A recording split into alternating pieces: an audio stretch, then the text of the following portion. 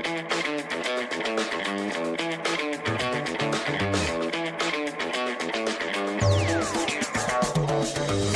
bless with breath in these lungs. Life too short to play it on speed run.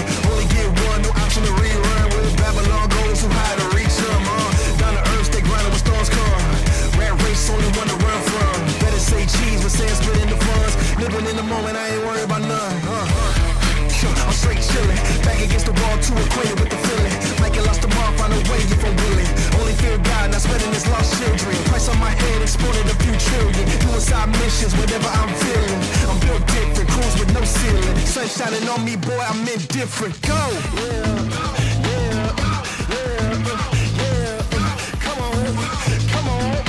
Come on, let's go. I don't know what comes next, but I couldn't care less. I refuse to be stressed. There's no fear in my chest. Hit a boom with my steps. Walk away from the pain I've been through. This feeling I'm feeling is brand new. This is the moment I break through.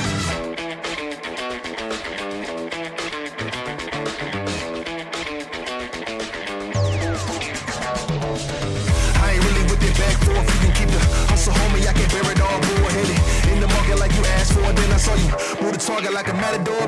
Come on, I'm ready to go get it like a Labrador. Dog days done and I'm tired of the tug of war. Broke off the leash and I ain't going back no more. I've been better ever after like Barrymore.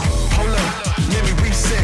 Living in the matrix, used to sequence. I cracked the code, popped out the subnet. Walk around like I found a 20, that's a dubstep. Living in the moment, did you notice that ain't up yet? You can put the pressure on me, I ain't dropping one sweat. Used to be stressed hard, beating like a drum set. Breathe, stretch, let it go. Everybody need a refresh, go.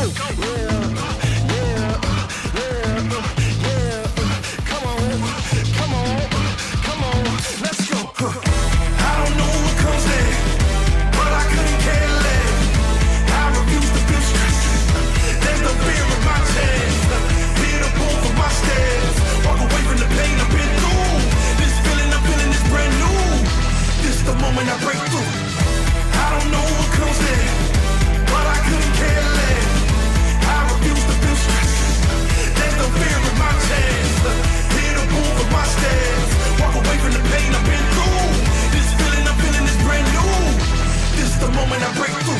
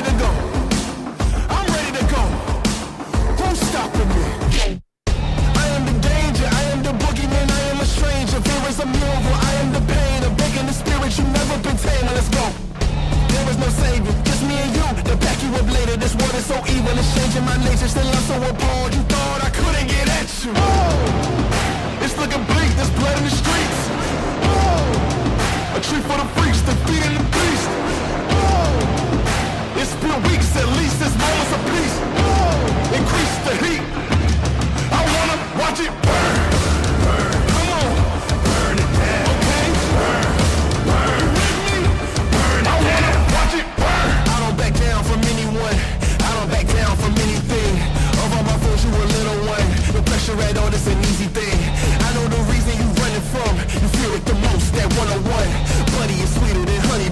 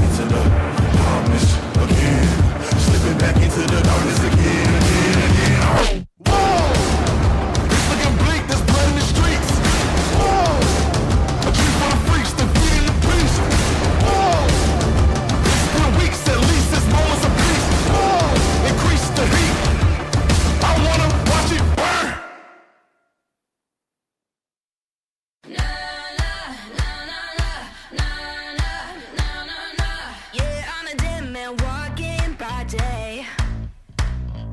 Wondering if there's medicine I can take.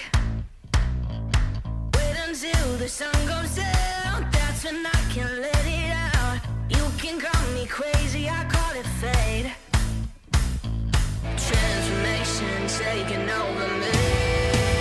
From dusk till dawn, I'm digging my way up the grave. From dusk till dawn, I'm staring my fears in the face. From dusk till dawn, I got some hell to raise. They've got a price to pay. From dusk till dawn, from dusk till dawn.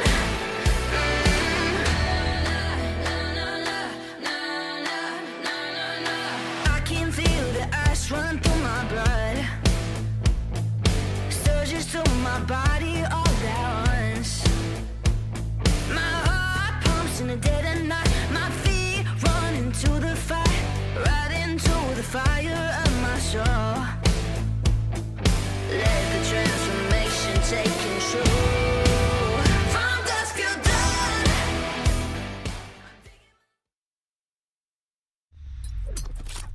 The Crucial Pro DDR5 RAM kit comes with a sleek, modern look that will complement any build. But aesthetics aside, it's the performance that really matters. So let's dive into it. The default JEDEC timings are 46, 45, 45, but it does come with 2 XMP and Expo settings for those looking for a little more performance. With XMP 3.0 Profile 1, you can push the speed up to 5600 megatransfers per second. If you prefer a slightly lower speed but tighter timings, Profile 2 offers 5200 megatransfers per second at 42, 42, 42 timings. We've run some benchmarks and stress tests to give you an idea of how it performs. In general, dropping the speed and tightening the timings with the second XMP/Expo profile yielded better results for us on our test system. Paired with a Ryzen 7800X 3D, we saw anywhere from a 1 to 5% performance bump depending on workloads. All in all, the Crucial Pro DDR5 64GB RAM kit by Micron is a fantastic choice for first-time builders and enthusiasts alike.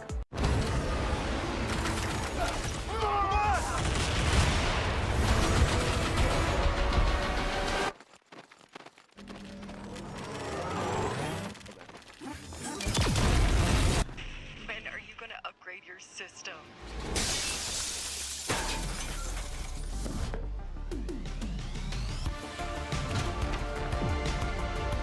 Alright, let's do this.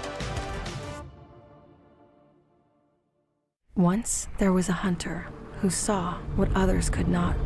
With a magic case in her backpack, she roamed with wild abandon into the great unknown. Her gaze inescapable, her reflexes lightning fast. When armies swarmed, she went through. With eyes open wide, hands steady, holding, watching, capturing everything in sight.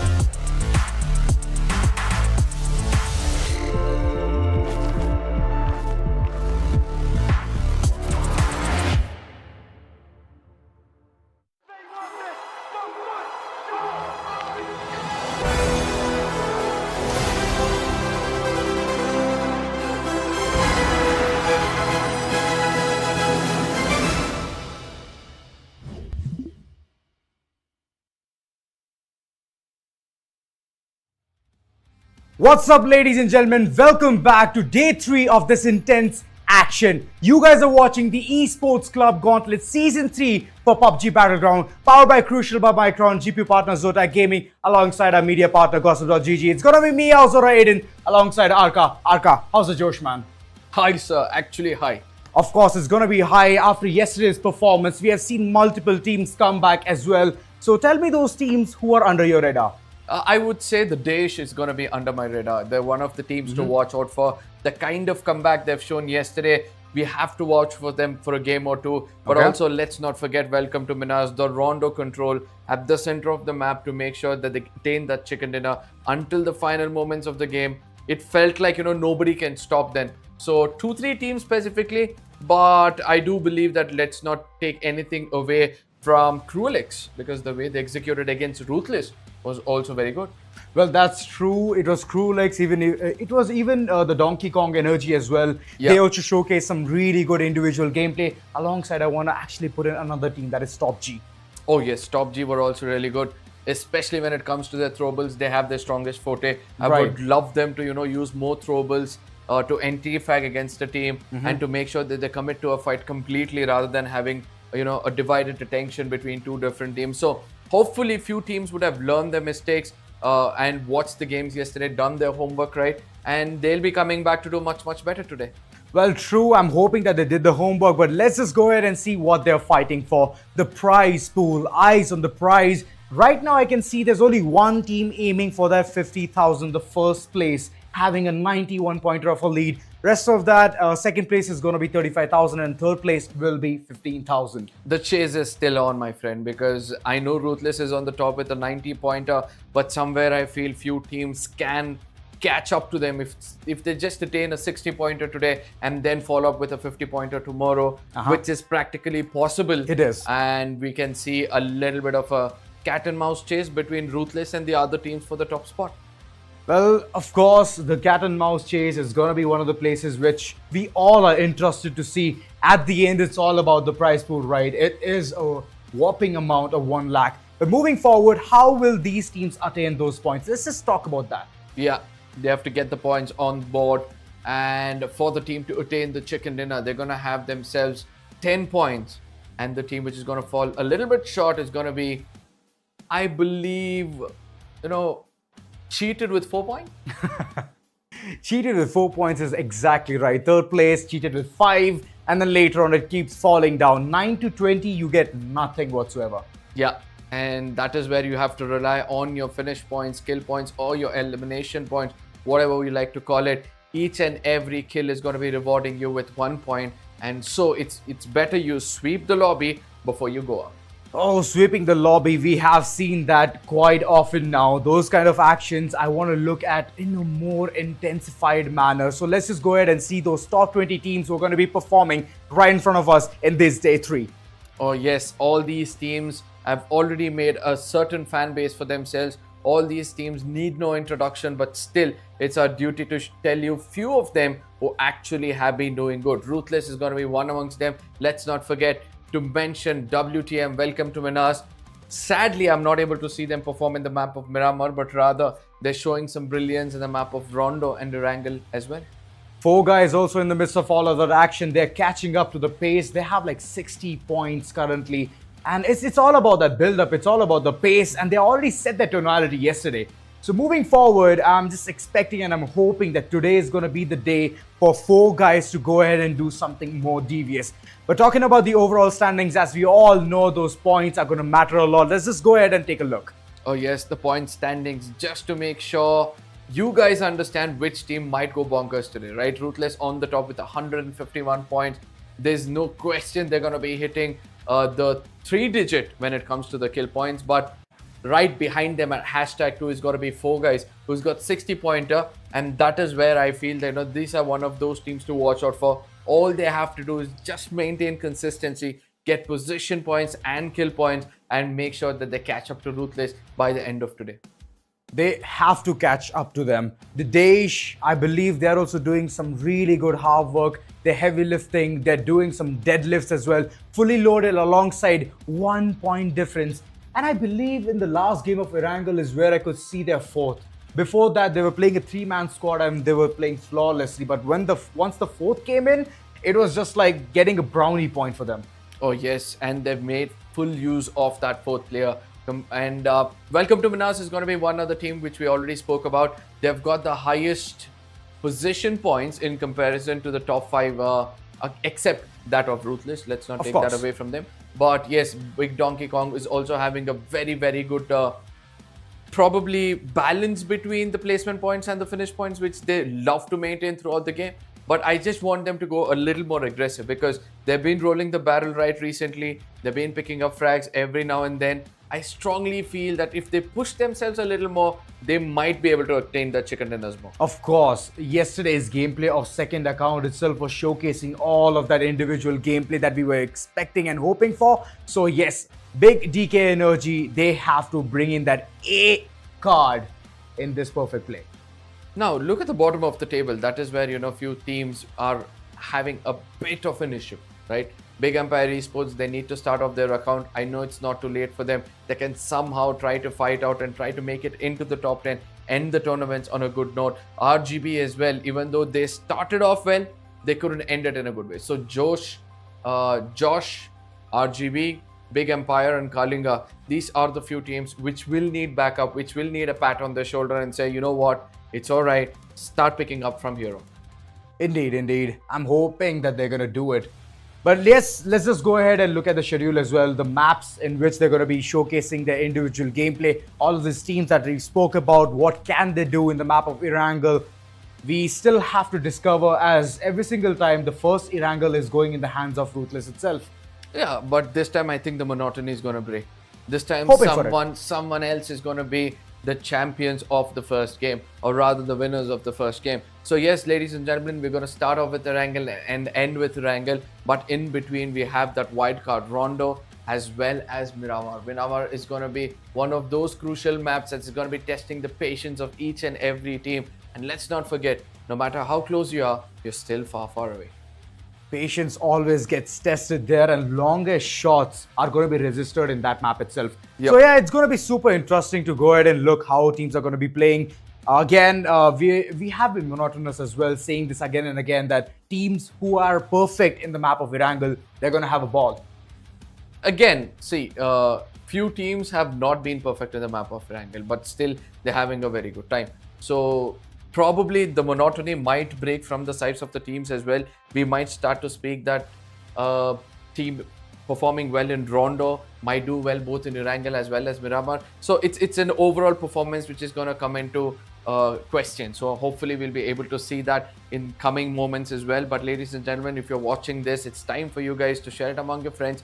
The most crucial thing for you guys to do is that hit the like button, hit the subscribe button, and also share it among your friends, because the day's action is going to be so intense. And by the end of today, mark my words when I say this, by the end of today, there's going to be one team which is going to come out of the syllabus and probably dethrone RUTHLESS or come very close to it. Any guesses who the team is going to be? No, I don't think so. I am that strong of a visionarist. But, we'll be coming back to the garage, because today we feel that we're going to be looking more sleek, we're looking more stylish. Of course. I love this buggy color, bro. Trust me.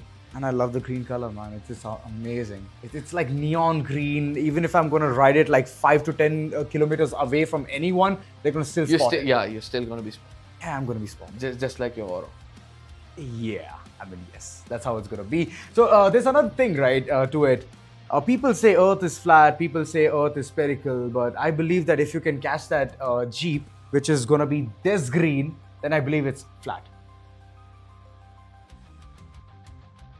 A minute's silence, ladies and gentlemen, for the statement my friend just gave. No, but I know you guys want entertainment, so we're going to be coming back. It was a good one, a good try, I would say. You just missed the bullet. The bullet just passed by. You're supposed to aim to the head.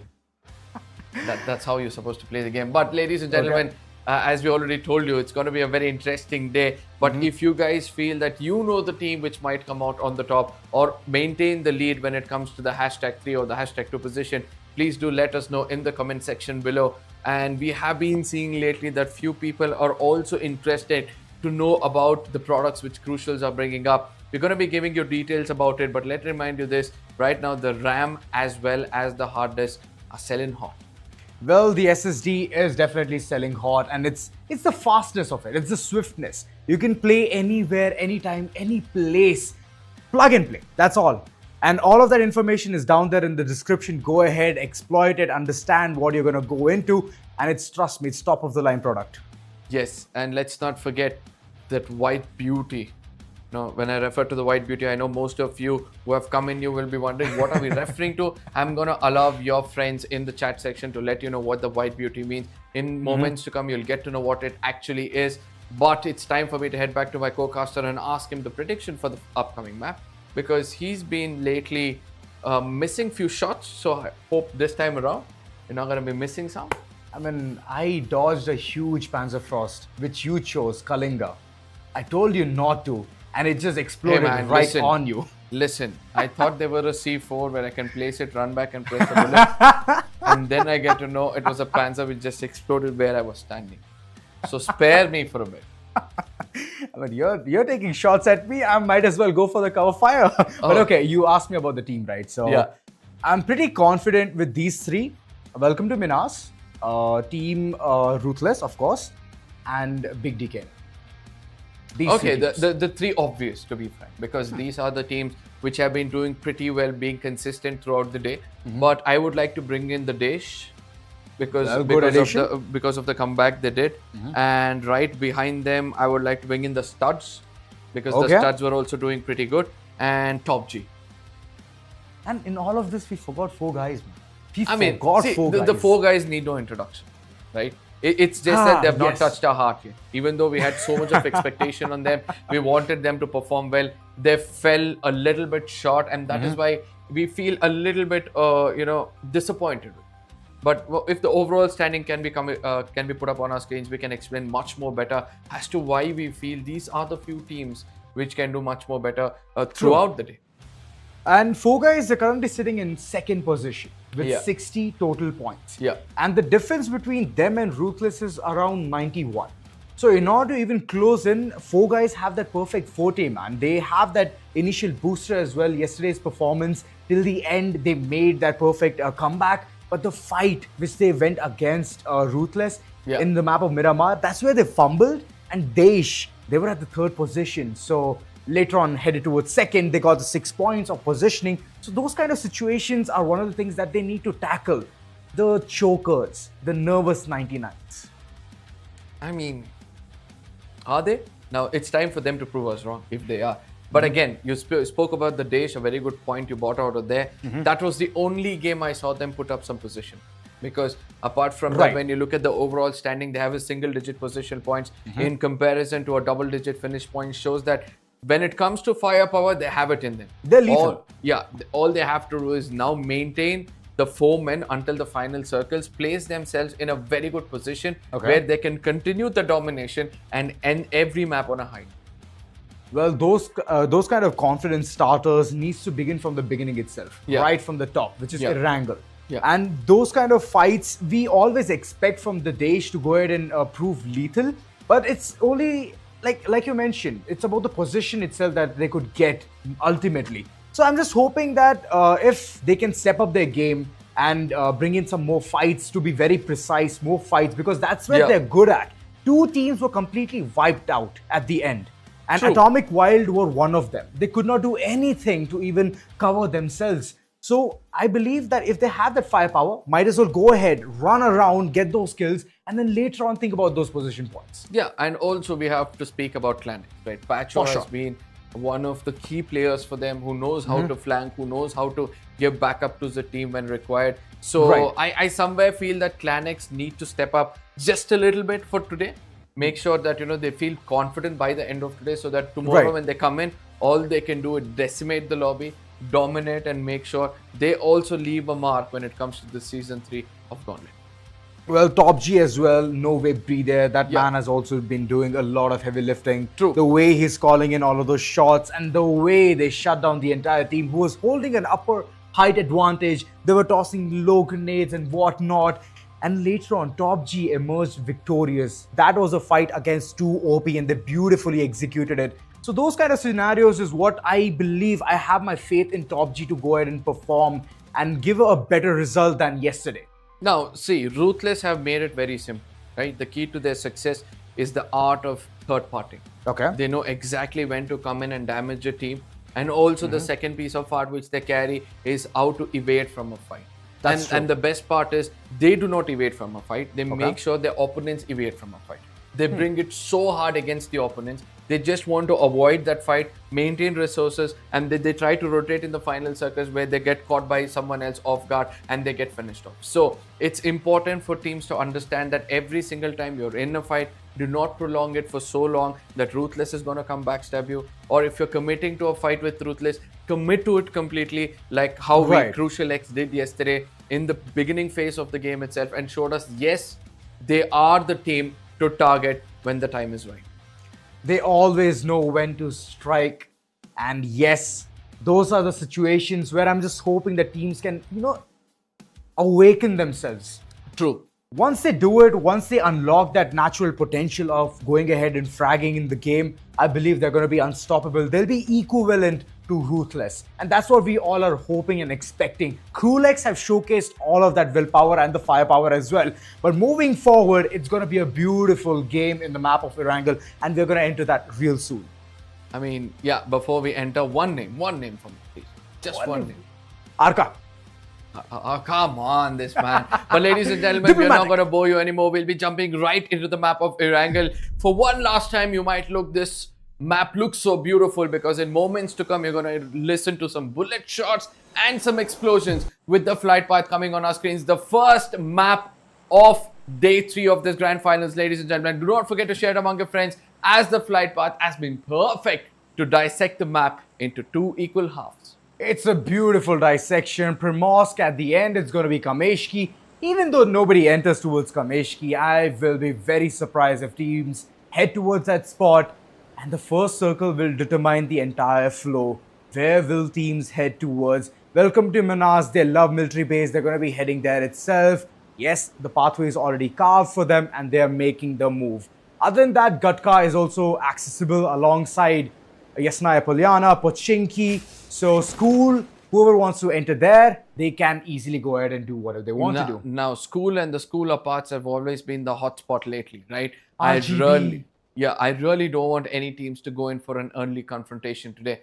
Rather, they can go to Stolberg, Kameshki, as you correctly pointed out. Go there, get yourself that spawn vehicle, so that the more vehicles you have, the more easily it's for you to traverse around, not being casualty, being in a single vehicle.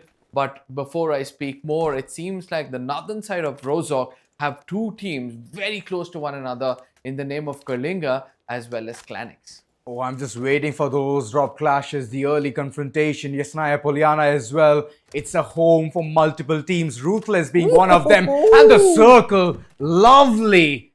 It's like someone just turned up the heat. I mean, this I love. I love every single time Stolberg comes into picture. The first team to enter Stolberg, take that high ground for themselves, and also able to, keep enemies at bay, will have a great advantage. The high grounds, not only that, there are going to be few teams who might fumble when it comes to the uphill battle. So take advantage of those is going to be the first key factor which these teams will have to keep in mind.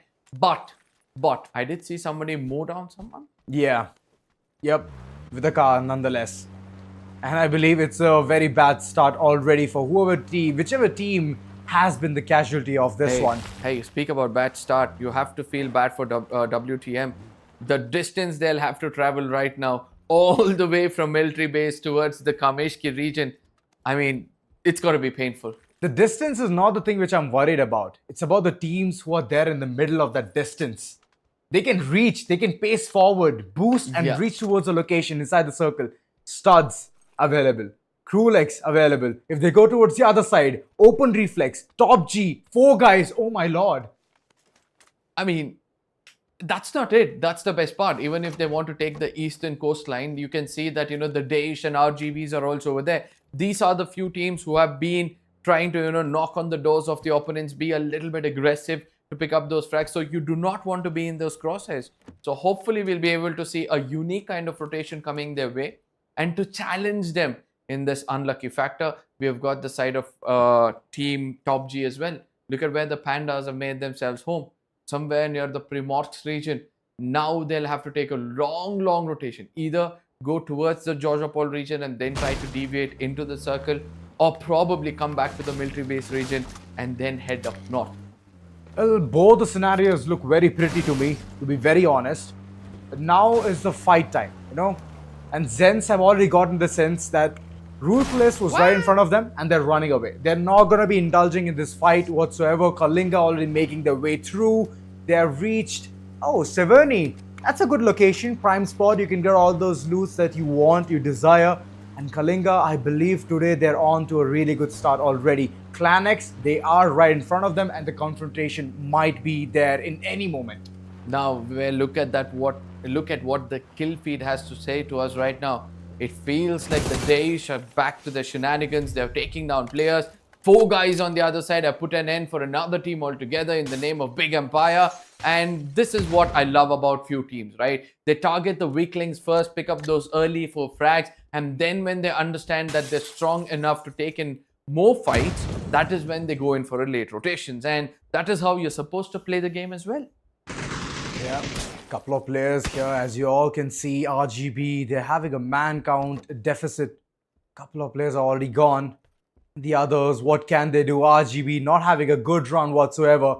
They're at the bottom of this entire leaderboard. Is bottom second or whatever location they are currently at. But against Team DAESH, if they want to initiate the fight, they might as well go ahead and finish it off. Stalling it will just provoke Team DAESH to go forward and get those 2 points as well. DAESH, it seems like, they're pretty confident that RGB is going to make that mistake and come by the, window. And that is why we can see that 160 ping, a man who doesn't miss much, is just waiting in that corner. Probably that has to be the strategy, but somewhere far away, Nex have killed the right kind of opening with midrange down on his knees. Now the confirmation has to be taken away immediately, or else the story can be a little bit different. But no, Zozo on the other side, or Jojo's on the other side. It's so hard for me to pronounce these names, but... One guy is going ahead and giving the cover and he's going to heal as well. 1 HP will no more be there. Zaho, he is gone down, could not do much. Nezex, the last man standing, ace in his hand, but can he ace this fight? I don't think so. Ace, not the right kind of weapon for a mid-range fight or a close-range fight, if you ask me. He's delaying this for a really long time. Whereas Souza on the other side is waiting for a little bit of a pixel, which is going to be visible, and that is when he's going to go bonkers. Oh, good nade. Oh, a grenade. And it's done. That's the end of the story, ladies and gentlemen. That is all what was written for this team. But the DAESH, they've executed this perfectly. 160 ping from one side and Souza from the other. 2 of these players were good enough, just like their logo. Those 2 swords just cut through the side of RGB, making them head back right into the lobby. Oh, those colors, yet again, they're not going to be spreading any further. Taking them out was the prime location for themselves. TOPG, they've called in that perfect execution. They knew, let's just go ahead, call in the emergency pickup and head towards the circle itself. Not give the teams the early advantage to step inside the circle and get Stalber. I believe 5-story naps only. He won't be hitting that snooze button. They can see all of that action. This action is KALINGA against ClanX.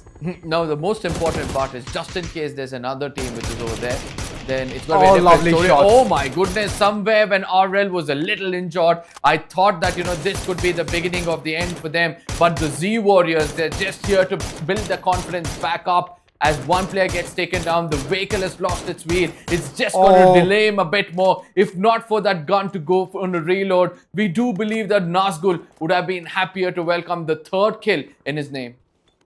Could have been a lovely second. Ruthless. They know they've spotted another team on the top ridge itself. They're calling in a rotation. Open reflex. Their gameplay has not been that phenomenal. Earlier on, the runs were looking good, but now it's all about those stuttering moments. How can you move across that? How can you break that chain is what the question is running in their head. Ruthless. Eyes everywhere. All direction. And this is the loveliest part about them. Yeah, but at the same time, we'll also have to look down on how the ZENSE are going to be playing this, right? They've got in for an early clash with that of ClanX, but I have not seen them go in for some early fights in the initial days of this tournament. So probably it's a new strategy which they're trying to bring in. And every single time they did go in for an early confrontation, all they've got is man loss. But this time around, I hope that they understand it's important for them to have all 4 men standing in the final circle. Final circles, they're going to be very vital, but reaching there, surviving till the end, even more crucial. ZENSE. For now, they're just looking constantly every single direction. They're paranoid. They want to understand where the enemy's location is. They're at the top, and the only thing that they need to actually look for is those heads. The moment it starts peeking in, that's where they have to hit those shots. ZENSE, freaky, he is going down, his HP is way too low, and he's going to be taken out by the zone damage grenade itself. That was a lovely start. KRULEX, good initiation, but can they convert this one? I don't think so. It's going to be easy for them to convert this. Yes, if they have got some more throwables, then probably they can convert that not to a finish. But the opponent is not going to be silent. And look at that, from an off angle comes in another player to put him down. Now KLANX in deep troubles as the last man standing. Kohli will have to come up with something different altogether, or probably will have to bring up a century for himself. But he's been clever enough, right? He's playing it slow. He understands right now it's not important for him to go aggressive. He needs to go in for the revivals first and then probably think about the rest of the story. Oh, the storyline is already set. ZENSE, they could easily go ahead and capitalize this one around, but nope, they've given the room, the space, the breather for the likes of KRULEX to go ahead and replenish and bring those fallen comrades back on their feet. It was like an earthquake scenario for KRULEX, and finally, they have gotten back together. Jotting down where the enemies are can be very, very important for them. ZENSE, still the location unknown, and they're following up. They're checking every nook and cranny, not leaving any stones unturned. Now, the most important part is when you're doing this, you have to watch out for your backs as well, because this is one location where a lot of teams trying to traverse to the northern side of the stall bar might find you up those ridges, because they're going to have an high ground advantage as they move towards it. But look at the escape coming in from the side of KLANX. I mean, I just love it. I just love every bit of it. KRULEX, I'm so sorry. I just love every bit of it, because as soon as they understood that they're not prepared for a terrain like this, the thing they do, the wise decision they take up is to just rotate from the eastern side of the map. Make sure that you loot some more, make yourself completely available for the next fight, and then go in to get that chicken dinner. What is Mr. Gudu even doing? He's safeguarding that Jeep, but in the process, he's going ahead and damaging it more. So, kind of defeats the entire purpose. I don't think so. That's what he's aiming to do. But yes, since the vehicle is already out of control, he's not able to maintain one, the speed, and second, the direction in which it wants to traverse. But yes, ladies and gentlemen, this was the team we were referring to. RAKUZAN on the other side. He's going to be one of those crucial player for this team. Oh, speaking about crucial, look at that. You've got that beautiful SSD which you can carry around. The portable SSD. That's the best part of this, guys. It not only has speed, but also you can carry your games with you no matter where you travel. The beauty of it. Studs on the other end. They're playing so contrary to what they were doing earlier on. One player already gone. But where's the fourth? I don't think so. They've come with the fourth. So yeah, that's a big loss already. Couple of players going ahead against Welcome to MINAS can be very deadly. Once Welcome to MINAS knows that the players are just down to 2, they can barge in. Somewhere I feel that today's game is going to be a little bit on the aggressive side of things. Because as you can see, most of the teams are still alive. And everybody knows it's going to be a rich battle, just like that of Miramar, right? But it's just that they're going to be a bit closer to one another. So it's going to be a bit chaotic in the later stages of the game. But as of now, as we can see, people are making homes right next to one another and being a friendly neighbor. But what's more important is, just in case the circle shifts away to the shoreline, that is when things can be a little bit unruly, like that of WTM just had. Ooh, Atomic Wild right in front. It's like a sandwich situation. And I can see even KLANX couple of clicks away from Welcome to MINAS. If they get stranded, if they get caught off guard, well, I don't think so their odds are going to be even good to even win all of these fights. Good decision, running away, calling in quits, and following up with a perfect pattern of reaching inside the circle. The dead center in order to capitalize and captivate multiple of those compounds. But 4 guys have already initiated this fight. 1 guy already knocked down. Mansab could not do much. Molotov tossed in as well. Vicky Rex, he has to be flushed out. He needs to run away from that area. He needs to take those battles, but how can he? As Karku, he has pushed him and taken him down as well. 11 HP is all he had, but it doesn't require more than that. Oh yes, Rupesh on the other side was the perfect bait in that situation. But what's more important is how they executed those fights.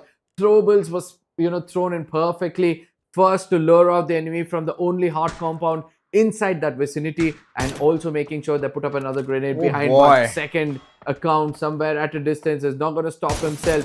RL as well. They're coming in from a different direction, and they're taking away all the hard work which teams have been doing at the epicenter. Donkey Kong, yet again caught off guard. 1 player knocked Bonkster. He's safe and sound for now. He's going to get that revival as well. Ruthless. My oh my, they just called a couple of shots and now they're heading directly inside the circle. Good calls earlier on itself. They're not at all engaging in any of those fights. They knew that it's going to be a lost cause, so might as well just go ahead, reach towards the circle, and then be a pain for multiple teams. Now, Ruthless, look at them. Look at the confidence they carry today. In the minimap, all 4 players, and for the first time I'm able to see that they have a 2-1-1 split. Previous to this, they always had a 2v2 split, so that even if there is a knock, they can somehow convert that. But before we speak further, there's another fight which is going to brew up. Clan X versus that of FL. Fully loaded, seems to be wanting to take this fight, but how well prepared are they, as 2-3 grenades are going to be tossed towards them, and the blast radius seems to be perfect to put at least one player down on their knee. Full-fledged execution. Suman has already been taken down by Sharpbite nonetheless. Raccoon running around out in the open through the smoke. He wants to be devious, he wants to be mischievous. 1 knock comes through and he's still maintaining to stay alive. Prone for now, like a snake, ready to go ahead and hit that perfect fang. Now Raccoon has fallen back. Now he's going to be expecting another player to be walking Wow! in, put him down as well, and immediately goes in for Falls right confirmation. And this is how you're going to be playing this kind of a battlefield. And now he needs to step out of comfort, make sure he gets another man down, and then completely annihilate the Oh my FL. God! And that's what he's going to do. Raccoon yet again back to his shenanigans. He's going to be peeking first to take a player down. Now he's got so much time not only to revive his teammate, but also to wait for other teams to fight it out and slowly come out all alone. Oh, This man needs to be careful. 1 grenade and then a smoke is being deployed from his side as well. well, throwables are still there with him, but now it's all completely gone. 4 guys, they were waiting all this while, thinking that this action can brew up much better. Raccoon, look at him playing it so smart, so wise, and he's just stuck inside the bathroom. It doesn't matter what he just did. It's all about those executions. And Clan X, all of a sudden, the nade from Rupesh has taken down the entire fort. It was a beautiful 1v2 converted against the likes of TOPG. If it wasn't a third party, I do believe we would have pulled off the first 1v4 of this tournament. But still, ladies and gentlemen, things are not over as Ruthless are coming in from an off angle. Look at that. Every single time 10 KDR puts his crosshair on someone, there's no way that we stop. But for the first time ever, 2 teams are going to be joining hands to put an end for Ruthless. One is going to be OR, another one is going to be 4 guys. But suddenly, since Ruthless is out of the picture, now these 2 friends will have to collide and check who's going to stay alive until the final moments of the game. Oh guys, good start already. 9 kills. They are like a giant mammoth now. Already feeling themselves getting better at the game. 1 bit at a time. Baby steps is what they took. On the other end, I can see even the team called DAESH. They were surviving for long. But now it's all over. TOPG conquering them and annihilating the entire scenario. Even though their firepower was looking really good, it's the same kind of performance since yesterday. But position points is one of the places where they have to work on. Oh yes, position points it is. Look on the other side of the spectrum. Now we can see the Donkey Kong. They're going to be starting to spread around in this map. They understand that they've got man advantage, and from here on they'll have to take the topography for them, the real estate for themselves, and that's the only way for them to make it inside the circle. They need to be careful because this MG3, once it goes, it's not going to stop. Yeah, it's definitely going to go berserk. But Reflex currently running around, trying to check all of those corners.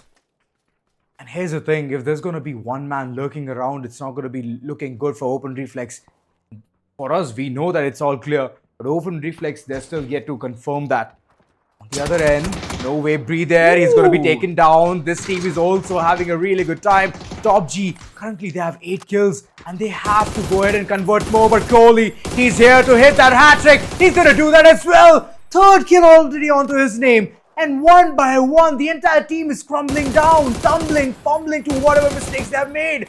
They did not check their backs. Last man standing. What can he do? Did retaliate. 5-story naps only. He did not hit the snooze button. And Kohli, for now, he's going to pay for his sins. Now, Kohli, that was a very good cat and mouse chase which he had for himself. He came in very silently, like a slithering snake, and he stuck when the iron was hot. And that is how you're supposed to play this game if you're a solo man standing a bit away from your squad. But he's already done the hard work. Now it's time for his teammates to somehow finish what that young lad had started. Both guys from a distance we're able to see are having a bit of a collision with the team ZENSE. 4G, oh my god, 10 frags already. Now having that high ground. 11. This is what I was referring to. The high ground advantage if you have in the final circles, and then you know to control all 4 corners. It's going to reward you with the chicken dinner. So that is what he'll be trying to do. But look at what's going to happen over here. A perfect grenade is going to be tossed in. It's not going to get the damage, but also make sure it's enough for the opponents to put him down and under. Cruel X, a perfect execution, a switch and bait where it's going to be Korea at this point of time down on his knees. The revival will be coming in through, but the man loss which they've attained so far, I don't know whether that's going to be enough for them to take that chicken dinner. Janil, this is the first time I'm seeing him yet again coming into the action, and I'm loving it. He always brings the element of surprise into this perfect team. 4 guys on the other end, 12 strong kills, getting the height as well. Like you mentioned, Aka, they got the epitome of this entire circle. Now all they have to do is take those shots. KALINGA, surprisingly, have made it to the top 7. Now, this is what I love from KALINGA. Finally, they understand that it's important for them to stay alive until the final circles. Yes, they're going to be questioned in the final circle when it comes to their firepower, but in that trade game, they can somehow make a difference. But DK, look at what they have done. The big Donkey Kongs. 3 frags for Gusty, and immediately tosses in the smoke to go in and loot some more, loot. And I still feel that, DK are doing things right. They are doing things right. They have 2 men standing, right? They're coming in from a corner where nobody can backstab them. They've got their left side completely cleared off. Now they're going to be looting. They're going to have enough first aid, so somehow make it late into the circle, and then eventually third party and be the new Ruthless. Can be. They have beaten Ruthless earlier on as well, and that's a big accomplishment. Now there's no Ruthless left in the picture, so they can go ahead and accomplish that milestone yet again. Kitty Cat, Cutie Cat on the other end. What a lovely name, man.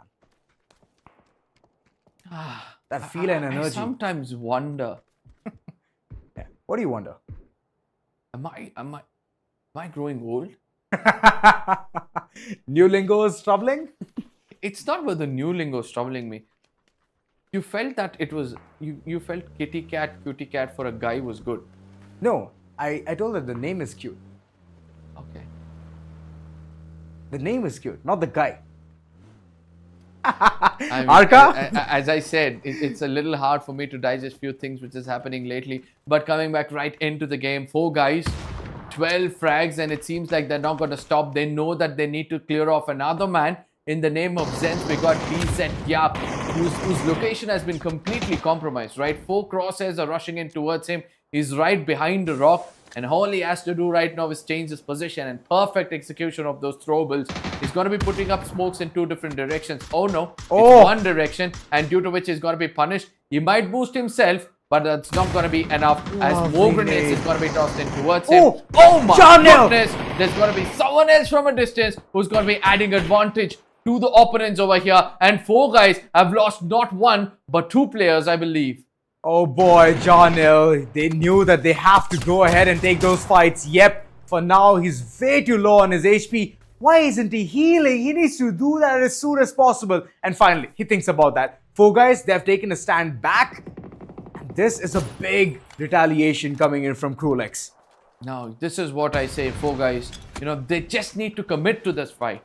They were not ready to rush in on a single guy. They were scared of that casualty. When you have such a big man advantage, if you know how to execute that perfectly, you know that you'll be getting that finish as well. But yes, a perfect time for Clanix to rush in over here, and slowly we can see that Kalingas in the minimap have got the perfect rotation.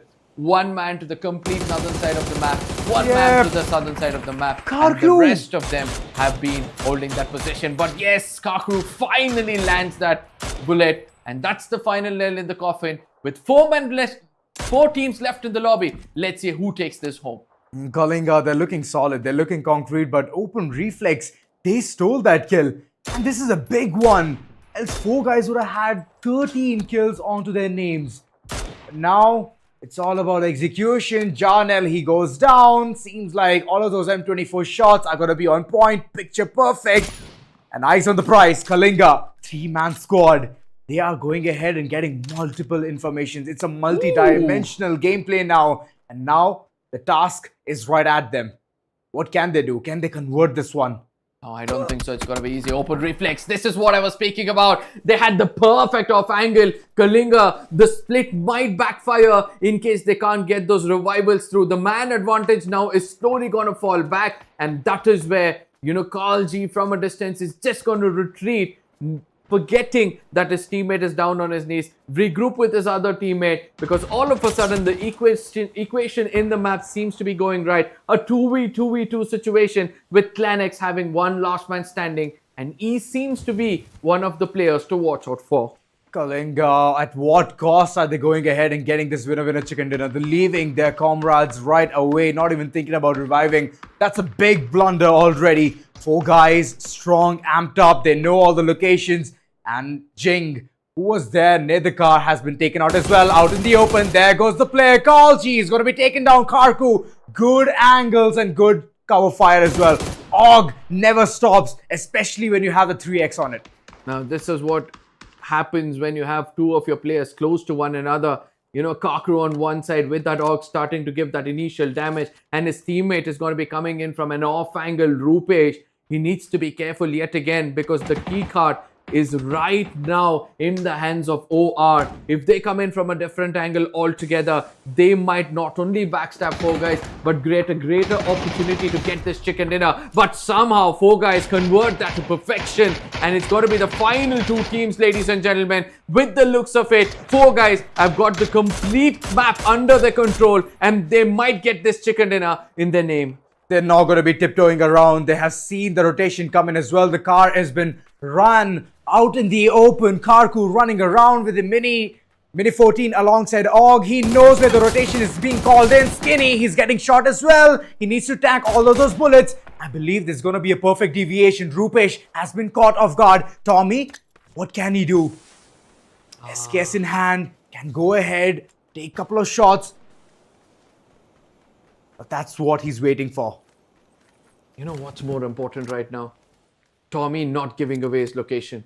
He knows that Rupesh is up for something different, right? He's going to be going down on his belly, but eventually he's going to be caught off guard. It's a 2v1 situation. Who do you think is going to take this home? Yes, obviously, it is going to be the winner chicken dinner in the hands of 4 guys. What a perfect execution. I do understand that Rupesh's location, the change in location in the final moment, was the key to their success.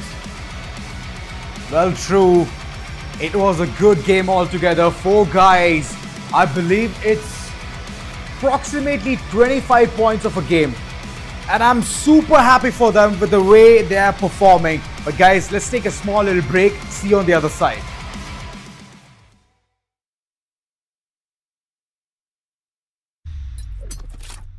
The Crucial Pro DDR5 RAM kit comes with a sleek, modern look that will complement any build. But aesthetics aside, it's the performance that really matters. So let's dive into it. The default JEDEC timings are 46, 45, 45.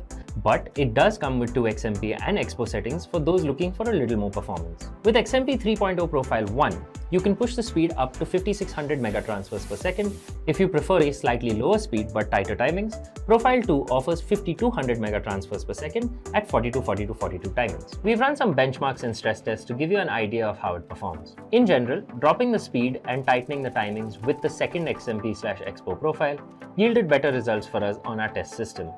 Paired with a Ryzen 7800X 3D, we saw anywhere from a 1 to 5% performance bump depending on workloads. All in all, the Crucial Pro DDR5 64GB RAM kit by Micron is a fantastic choice for first-time builders and enthusiasts alike.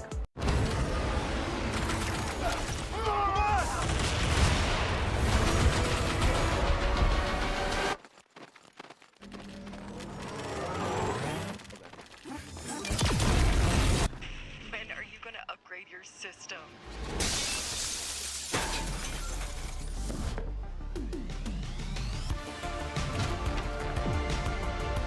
Alright, let's do this. Once there was a hunter who saw what others could not. With a magic case in her backpack, she roamed with wild abandon into the great unknown. Her gaze inescapable, her reflexes lightning fast. When armies swarmed, she went through. With eyes open wide, hands steady, holding, watching, capturing everything in sight.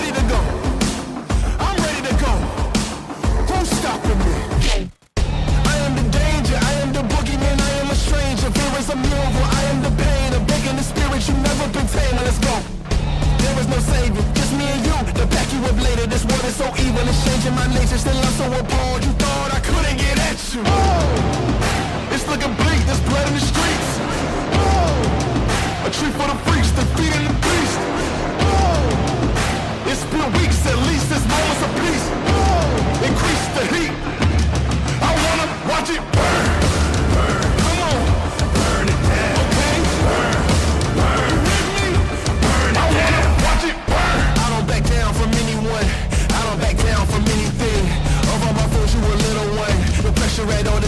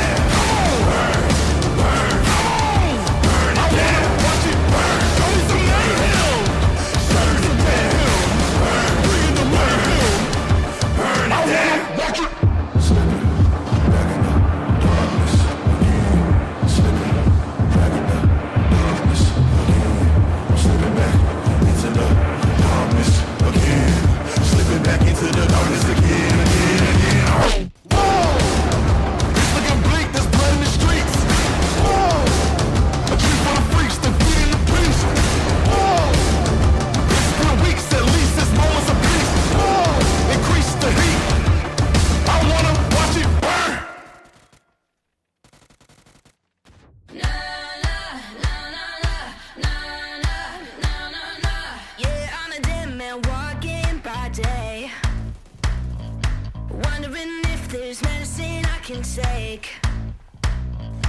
Wait until the sun goes down, that's when I can let it out. You can call me crazy, I call it fate. Transformation taking over me.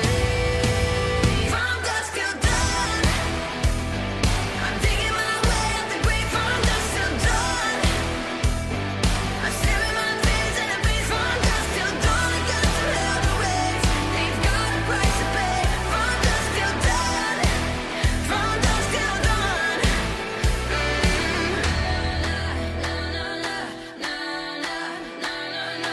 I can feel the ice run through my blood, surges through my body all at once.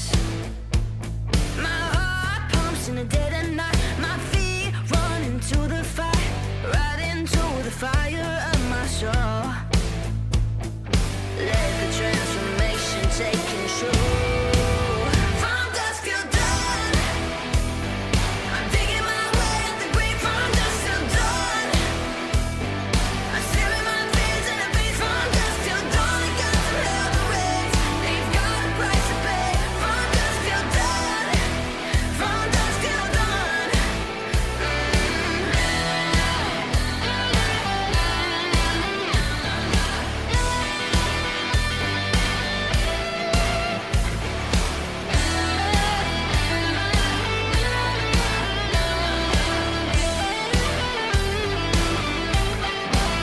From dusk till dawn, I'm digging my way out the grave. From dusk till dawn, I'm staring my fears in the face. From dusk till dawn, I'm digging my way out the grave. From dusk till dawn, I'm staring my fears in the face. From dusk till dawn, I got to hell to raise. They've got a price to pay.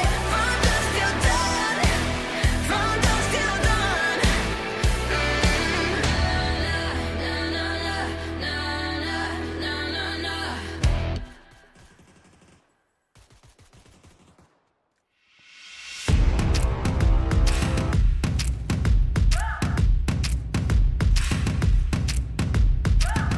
They say I'm young, they say I'm dumb, but what they don't know, it's where I've been and who I am, all the ways I've grown.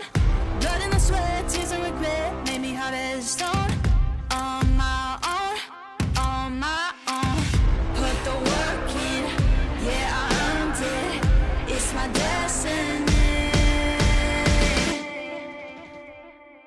Yeah, I'm on top, can't be stopped. Shooting my shot. Oh, oh, oh. Yeah, I'm the one. I'm a legend. Get what I want. Oh, oh, oh. Yeah, I'm on top, can't be stopped. Shooting my shot. Oh, oh, oh. Yeah, I'm the one. I'm a legend. Get what I want. Oh, oh, oh.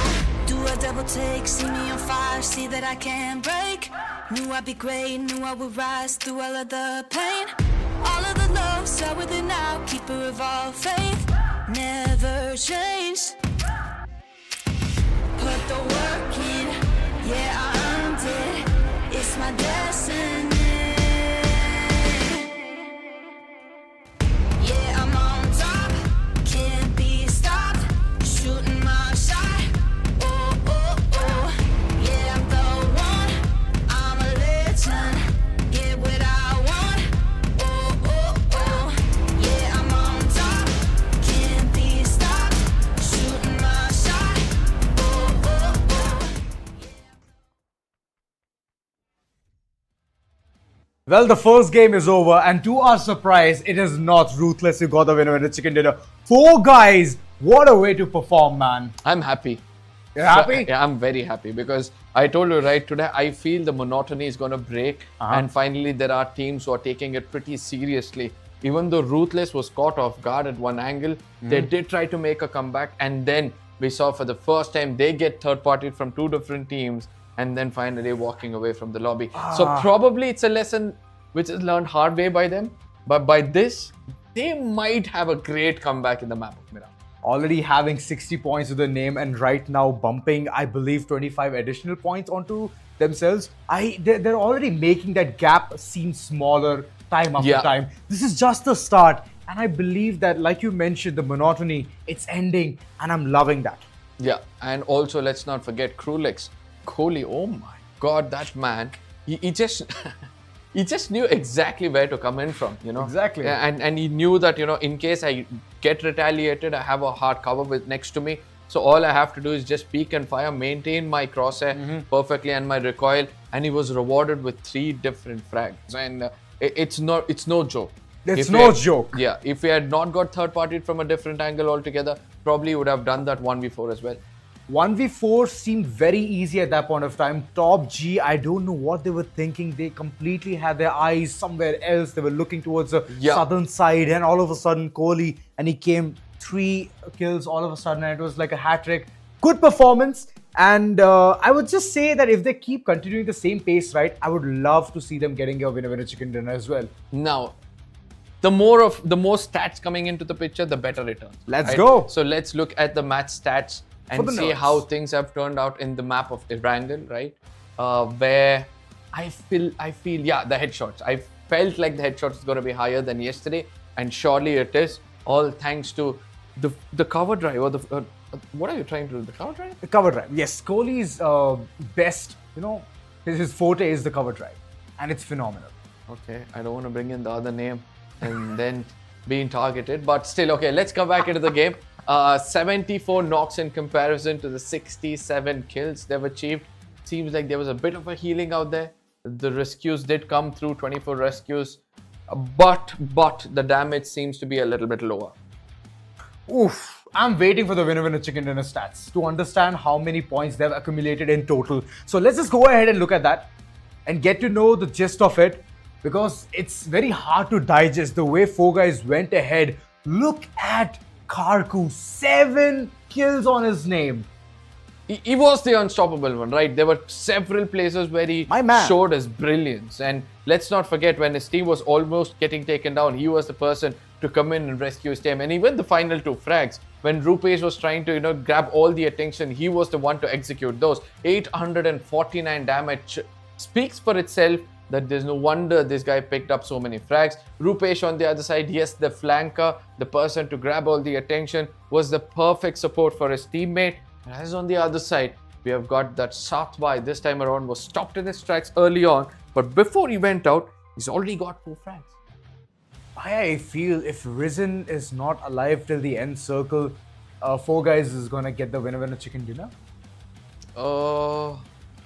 Okay, this is a new formula which you're bringing in, and I would love to see whether it does exist throughout the rest of the day. And hopefully, if that is how things need to crumble, I guess this cookie is ready for it. Well, moving forward, let's talk about even the standings of the previous game and see the other teams, how they have performed as well. The individual gameplay, how many points they've accumulated. Open Reflex, as we all can see, with 13 points, the double digit is going to help them. Same goes for Krulix and TOPG as well. But 4 guys in the middle of all of that, they have found the perfect start for themselves. It's like the starters, and the starter itself is going to give them such a big bump. Now, this is where, for the first time ever in this tournament, I see Ruthless having just 2 points from a single game. I mean, I've seen them at least have 6 to 7 points. And this 2 points is going to hinder their confidence. And probably from here on, the pressure might mount up on their shoulder, and through which 4 guys can take a big advantage. 25 points in a single game. Just imagine another 25-pointer. They've already reached halfway to catch up to the top spot. Yes, Open Reflex did try to do their best until the final moments. They were the latecomers into the circle, but still did they come late. Wait. Oh yes, they were the team to come up late, and they did execute well. Now the difference is 67 points. 67 points to be very precise. And the other teams, they have to also build up the pace. Welcome to MINAS. Surprisingly, they have gone home empty-handed. Studs, RAKUZAN, RGB. Well, I'm not even surprised. Josh, 2OP. They have come in the same radar. So stepping up will be a very wise choice for them. Oh yes, throwables. This is what I've been speaking about. Initial use of the throwables is going to be very, very crucial. Whereas the DAESH, again, they're only concentrating on frag points. They're only concentrating on those kill points. 6 kills in this game shows that they're capable of some more. All they have to do is survive until the end. But amongst all these things, big DK energy, right? I'm really, really sad for them, because at one corner when they had the complete control, circle control, I really thought that they're going to be converging in just like the Kalingas as well, because even they had a 3-man split, which was unnecessary, and eventually they got taken on. But with this, ladies and gentlemen, I guess it's time for us to check who's the MVP of this game, and I strongly feel we already know who it is, who's with 7 frags. We already spoke about them. Yeah, Karku 47 will be getting a damage of 849. Now, it's not a big number in comparison to what Ruthless have got for themselves, but I would call this clinical.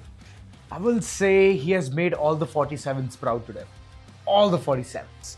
And getting that damage alongside the amount of kills, the way he has contributed, big numbers, and that's how team went to 16 frags in total.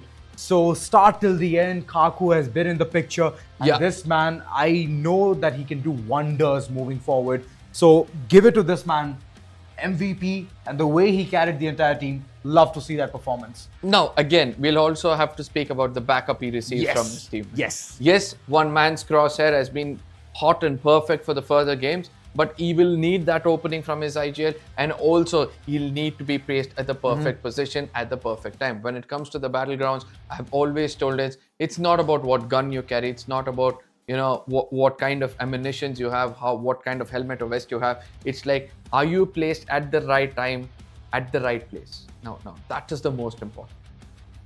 The others are just the factors which enhances the point where you're reaching at the dead center. I mean, the reason why I say this is each and every player who has come over here have proved themselves that they're gifted. Their crosshair is almost the same, right? And they do know to maintain recoil. The game mechanics seems to be on the same level for all these teams. All they need is that perfect opportunity. So if he's at the right place at the right time, all he'll have to do is execute it wisely. Wise executions are expected, and yes, this is day 3, so might as well learn from your old mistakes, know what you have done wrong in the first stream, the second stream. This is day 3, and multiple teams have already, I believe, they've done the WOD reviews, they've understood where they've gone wrong, and I believe 4 guys from there itself, they understood now is our chance. We're always making towards the top 4, but how is the execution lacking? This is the place we have to execute properly, and that's what they did. First game itself, love the enthusiasm from the entire team, and moving forward, I want some new stars as well. We have seen some repetitive teams getting those winner chicken dinners, and now we have already broken the chain. First game done and dusted. Second game, even more vital, even more important, Miramar. No, I still want 4 guys to take this. I want 4 guys to get 25-pointer in all 4 games of today. And make sure that they have 100 points by the end of today. And they come to the first spot, whereas Ruthless will remain on the second or the third one. And there's going to be a close fight between those two for the top position. And then right behind them, there are going to be several other teams like DAESH and the others who will try to fight for the second and the third spot. And then eventually, we're going to have one team out of the syllabus coming out and becoming the champions. I know these are few fantasies which we want, but you guys can make few of our fantasies realistic by liking the video below, and also making sure you share it among your friends, because we would love to entertain you guys, you and your friends. So make sure they all come in and join us. Oof, the way you have painted the entire picture, man. Are you by chance a producer? Tell me you are. A producer? Or a scriptwriter? I would love to be a scriptwriter. Yes, I have a background of the film field, but I was not that successful there. So that is where I thought that, what, I know to speak a little bit. Why don't I try to paint a picture in front of a camera, and probably esports will love it. I believe multiple teams are going to love the way you have gone ahead, and you have told the way they can go ahead and conquer the table toppers. But conquering them is still 67 points away. Oh, yes. You mentioned this very well, that 60 points today and 50 points tomorrow can be one of the scenarios where team can replicate that performance and dethrone the table toppers. But that will require more skills, and Ruthless, after the first game, they're not going to sit quiet. They're not at all going to sit quiet. They're definitely going to do something big in the map of Miramar, and I'm just expecting and I'm hoping that it happens. multiple teams, they are eyeing for the same battle that Yeah. they were eyeing before. The sandwich situation where they could tackle the giants. This time, are they going to be lucky or not? We'll soon see that. Now, for Ruthless, I feel that, since they're a very aggressive team, so what they'll try to do is trying to go and take an early confrontation, or probably going for a drop clash in the map of Miramar and pick 4 early frags, and that is where they might choke, because right now they're not prepared for a fight like that. So I just hope Ruthless in this game plays it a little bit safe. Los Leones is their home place, so try to be a little bit safe over there, and then try to execute a late rotation into the circle to aim for the chicken dinner. But all of this, ladies and gentlemen, are just predictions coming in from our side. But we'll be heading right into the map of Miramar. Before we head there, as always, name one team. Ruthless. Okay, let's see whether Ruthless is the team which is going to be going in. Since I have a few seconds, I'm going to go with Welcome to Minas for now. So, ladies and gentlemen, we'll be heading right into the deserty island of Miramar, where we're going to be seeing, for the first time ever, is there going to be a new rulers of this map, because we need some to make sure the overall standing looks a little bit interesting.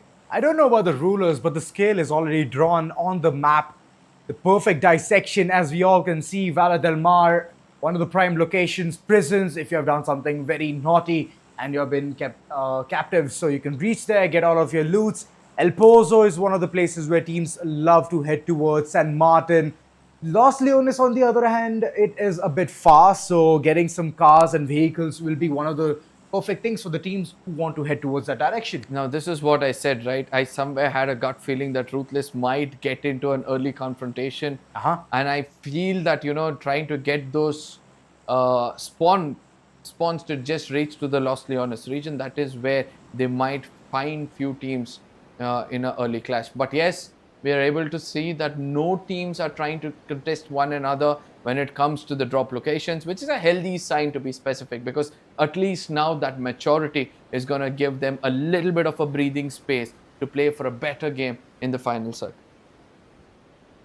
Ruthless, an entire city to themselves, and the others are slowly crawling towards their own locations. 4 guys, they're still gliding their way through. Same goes for Fully Loaded as well. They've chosen a very prime location for all of those loots, and it's safe for them. Now, what's more interesting? To see 2 people from the bottom of the table fight it out not to be the bottom of the table. RGB versus the Big Empire. Isn't that sad? I mean, at the end of the day, you do not want to be the late runner, right? You do not want to be at the bottom of the table. So that fight at the El Pozo region is going to be a pretty interesting affair. But yes, as we were speaking about the Los Leones region, we were able to see some early fights take place. Donkey Kong and TOOP, these are the 2 teams very, very close to one another. And Fully Loaded seems to have been prepared themselves perfectly in case there's a third party. They're going to be coming in and making sure they lift up at least 8 frags amongst them 4. TOOP coming in hard, they're having that rotation, and they have spotted a couple of players running away as well. Big Donkey Kong energy. But now they're calling in quits, heading towards the main city, getting all the loot, and then they might retaliate to this entire situation. TOOP, for now, they have sealed this entire area shut, getting all of those loots, even though it's not at all good. Level 1 helmets, they don't even, finally they found the vest, that's level 2. So these kind of upgrades are not enough. You need those level 3 helmets and level 3 vests to tank up more damage. Now, this is the initial phase of the game, right? So obviously, whatever they find will be the best. But yes, as they continue their farming, they might be able to pick up some more good vests and helmets for themselves. But, I am a bit skeptical about one team right now. That is going to be Ruthless. The primary drop location, Los Leones, they've gone to the secondary one towards Mount Nuevo. And I don't think so they're that well versed in this situation. So in case they'll have to make it inside the circle, the first team which will try to damage them obviously are the Z Warriors. And then trying to make it inside the circle, they've got several teams to gatekeep them. So I don't think so it's going to be an easy affair for them to make it through. But if you guys want to make things easier on your PC, you will need this ramp to make things faster. And let me remind you this, 1.75 times faster than how you're using it right now. For that, you'll need the crucial latest DDR5 5600 CLX. Fast it is. This is all about fastness. It's about quickness as well.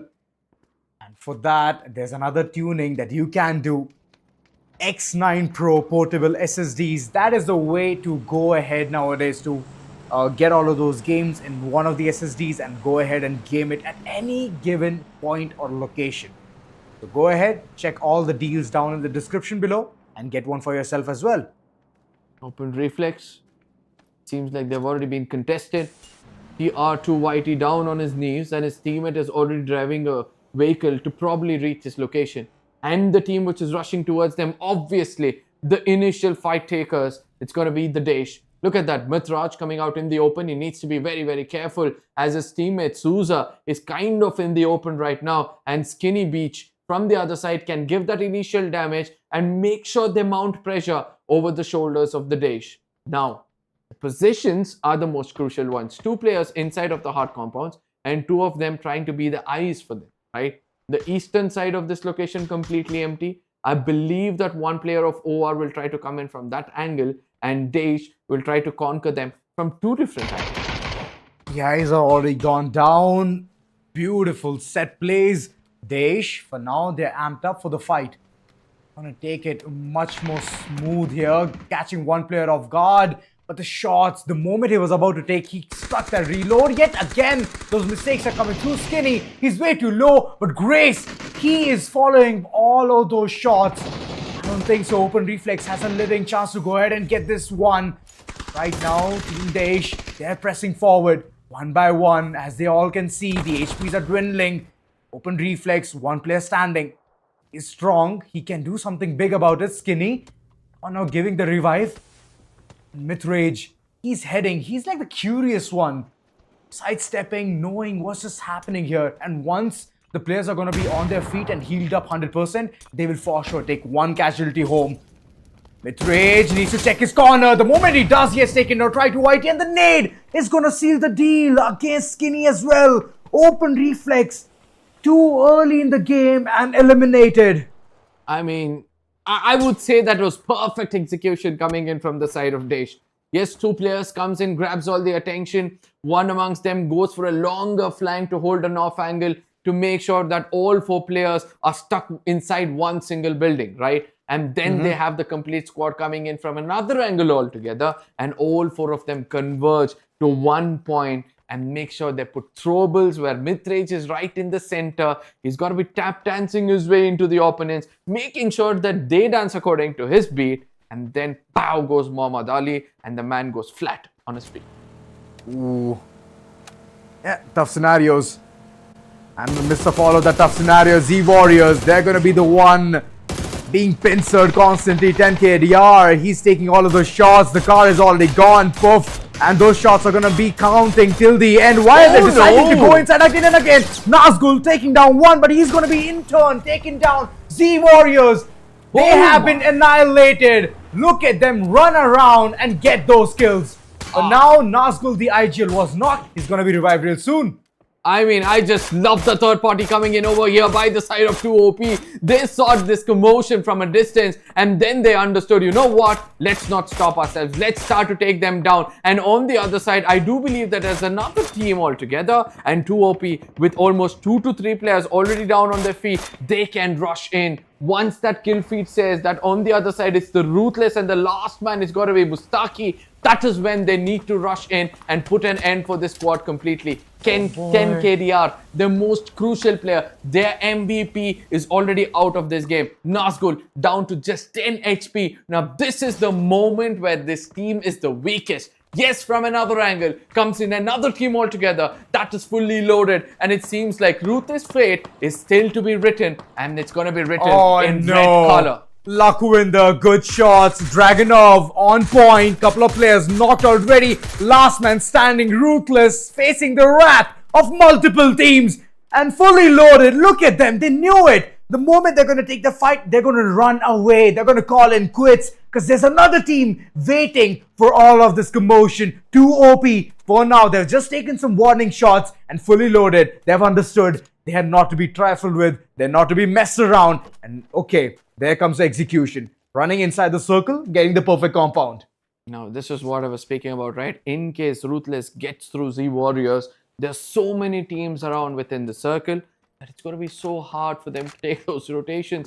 And yes, Nazgul, if he becomes greedy to take those shots, and he's got to be punished for it, and he's just welcomed another team closer over here in the name of 4 fully loaded, and I do believe that he's got to be shot at in a very brief period of time. But what's more important is how they're going to retaliate, and they retaliate to perfection. The prediction game is perfect coming in from the side of You Too Good, and then he puts him down, and it seems like they're having trouble at a distance. We did see another team, and now they're going to be coming into action. Oh boy, fully loaded. Getting the piece of the pie, 1 kill they have also attained. Ruthless is such a tough team to go ahead and tackle, but look at them just easing down to death with a snap of a finger. 2 OP. They've managed to get 1 kill, 10 KDR. Yeah. Other than that, nothing more than that. You know what? Amongst all these things, I wonder what 4 guys are doing. They would have read the feed, right? They would have read the kill feed, and they would be like, you know what, guys? We have another opportunity in front of us. Why don't we make another chicken dinner with some healthy finishes in our pocket? And that's what they're going to be aiming at.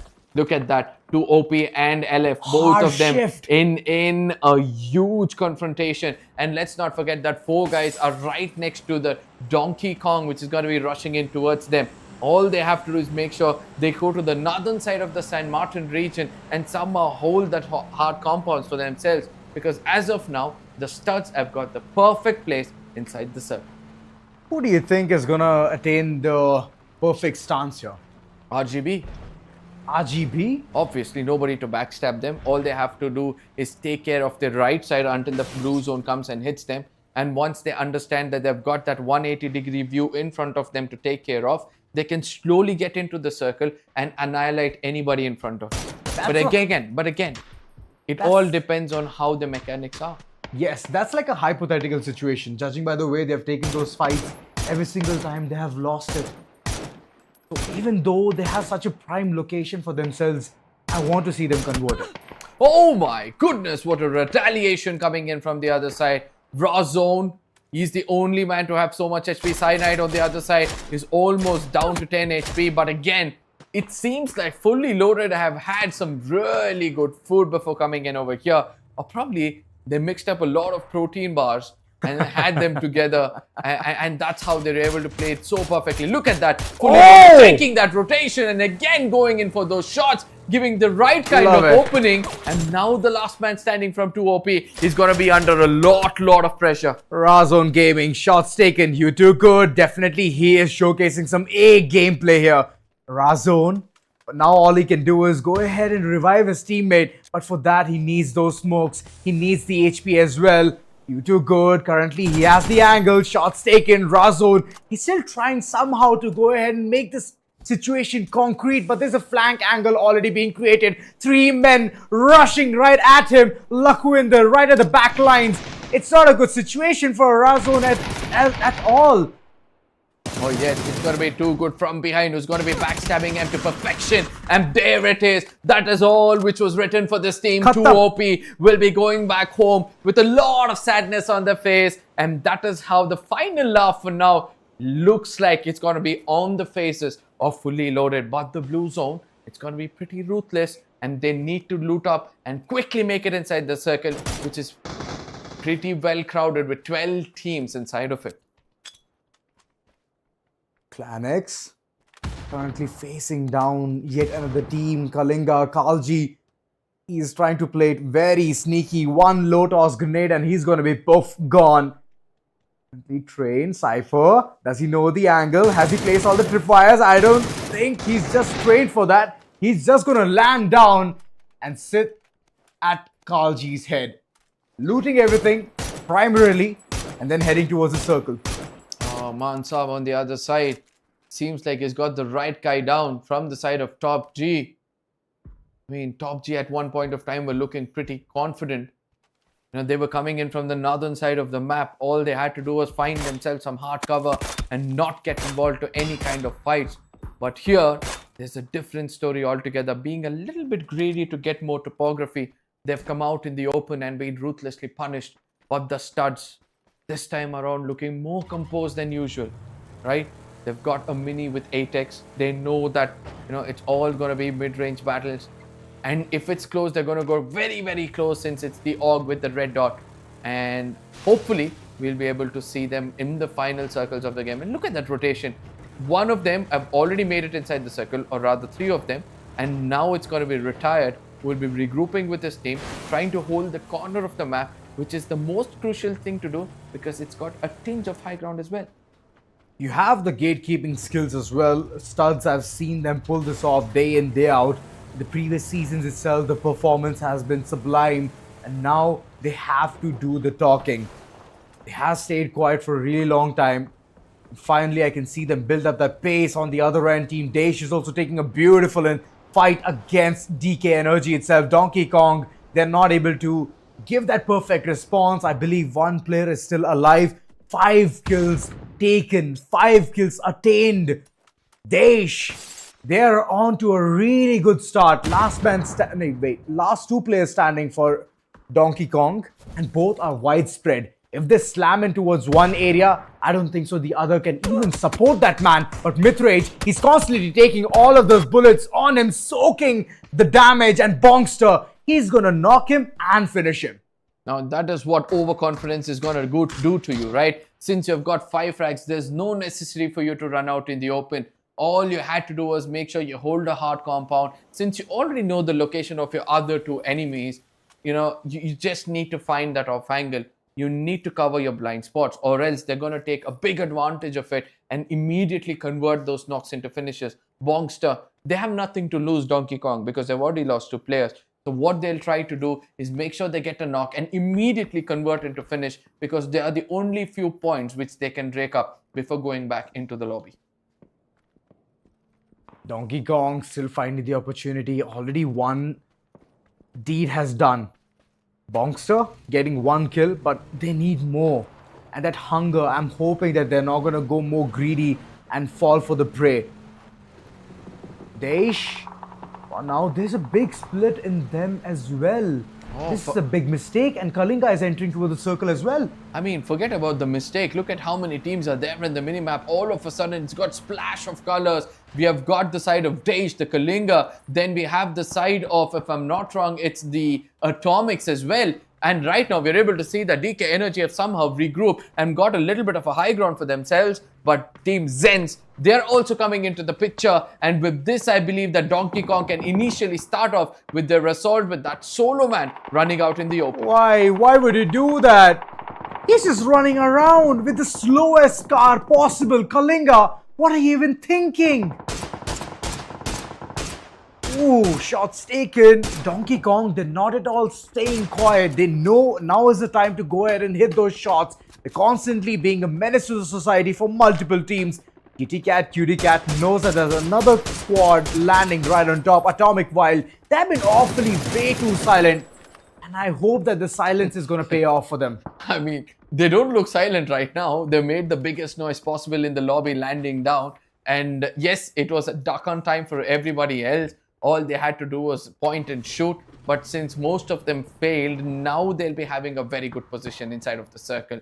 And it's time to retaliate and see how many frags can they pick up for being spared in the initial stages of this game or the final circles. Phase 4, we have got at least 13 teams alive in the map of Miramar. Things are going to turn much more interesting. San Martin region is where the final circles has come in. And this is why I said, just holding the northern side of the San Martin region, the high grounds and the compounds will be more than enough in the map of Miramar to obtain that chicken dinner. Welcome to MINAS is already in the dead center. Loving the confidence. Yet again, they want to convert the game for themselves. We've seen them do it in the map of Erangel, but can they replicate the same kind of performance in the map of Miramar? Till now, they have failed miserably. Finally, I believe that they've found that footing. And no. 4 guys, they're in trouble. All push already taking down Risen. And Risen is the first one to go always.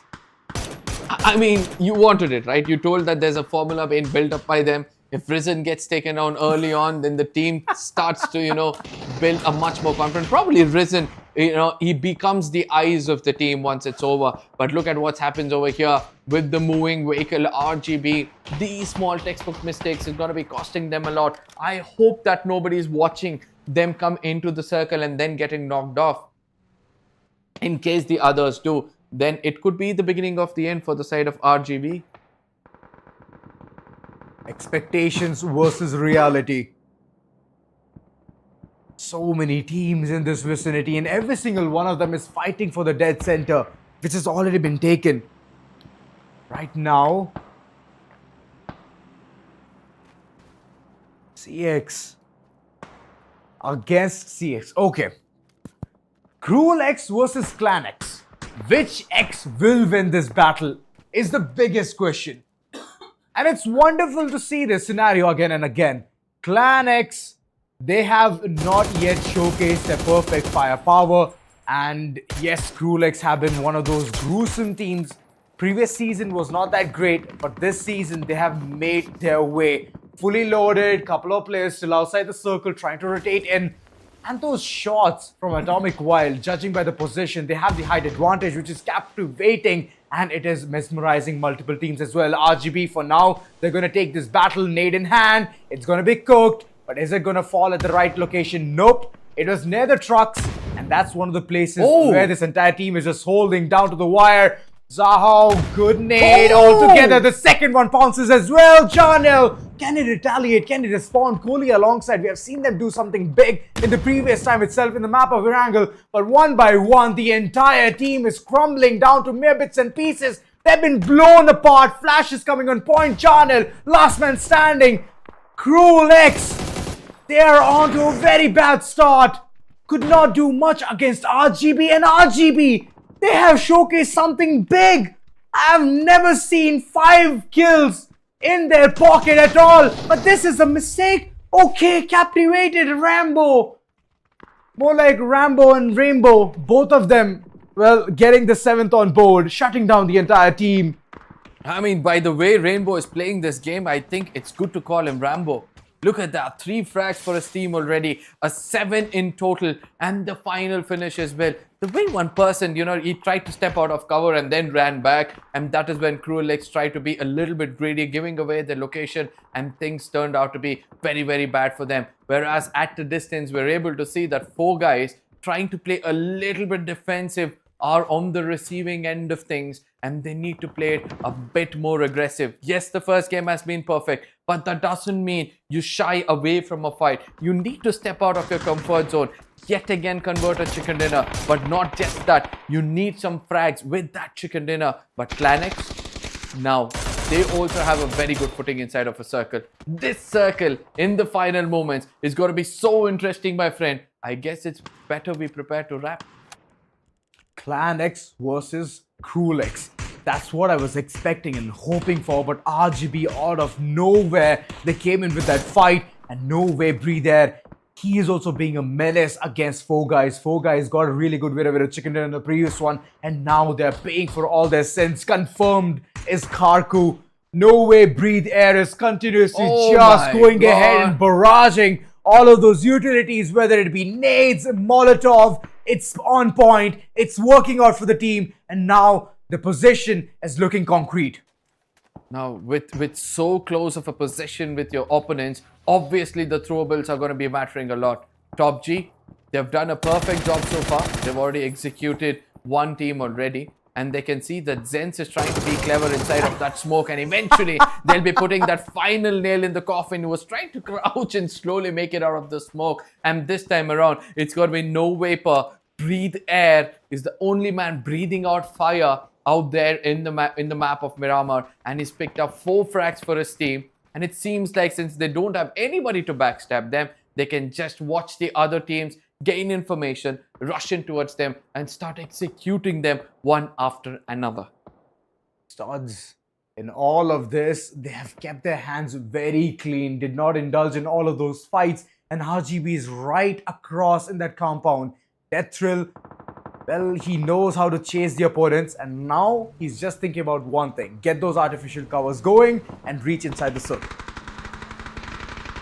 This is where the story is going to take a different turn altogether. Not all the teams are inside of the circle. The studs are now trying to make it inside, whereas on the other side we can see that Atomic on that high grounds will try to punish each and every team who will be trying to make it through.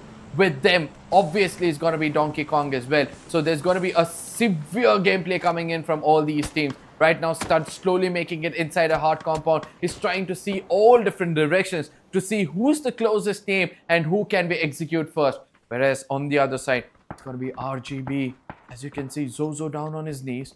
The revival might be coming in through. But I wonder which is that team which is actually giving them so much of pain. 26 Zot. He is heading forward. Org in hand. He needs to take those corners. Oh, Did no. not do it at all. And punishment is going to be prominent for him. The second knock comes through as well. And RGB, in the blink of an eye, they have been annihilated and eliminated out of this entire scenario of Miramar. Studs, they did face one knock. Death Thrill was that man, but now he's all healthy, aided to his perfect HP. But those shots are still being taken. Welcome to MINAS, having the dead center, the epidome. They're capitalizing, and same goes for fully loaded as well. They're not at all stopping. Lakwinda, wait, did he just nade himself? That's a big blunder. Clanex, they can capitalize, they can rush forward, and that's what they did. Fully loaded, they have been eliminated. Studs on the other end, they have spotted another team in the midst of all of those rotations, catching them off guard. Clanex, they have been eliminated as well. Studs, they're doing God's work, but there's one team that they need to tackle. That is going to be Atomic Wild. They are at the heights. They have the advantage, and they have the circle as well. Now, the most important part is where the next circle is going to be forming and who's going to be having the bigger advantage of all these things. I get the point. You've been telling that Atomic Wild Esports have got the high ground for themselves. But just in case the circle shifts away from here, how will they tackle all these teams who they have tagged so far? You know, all those crosshairs will be waiting for revenge. Luck. And somewhere I feel that, you know, AWE might fall a little bit short. They've got information on one side of this hill, my friend. Whereas on the other side of the hill, WTM have been pretty strong. Look at that. They're punishing each and every team. Right now, they're just concentrating on Donkey Kong. Whereas the Atomic Wild is now concentrating on only one team alone. And that has to be the name of Studs. Well, I believe that Atomic Wild, they're far away from that hill. They're in one of those creeks. Atomic Wild is the only team getting that height advantage onto themselves. 5 kills already taken. 1 knock comes through as well. Syed, he is being a menace to the society. Welcome to MINAS. And in the midst of all of this chaos, they are somehow finding their footing. They need to get big numbers. They need to convert those kills onto their names. TOPG, they have taken like a very small real estate.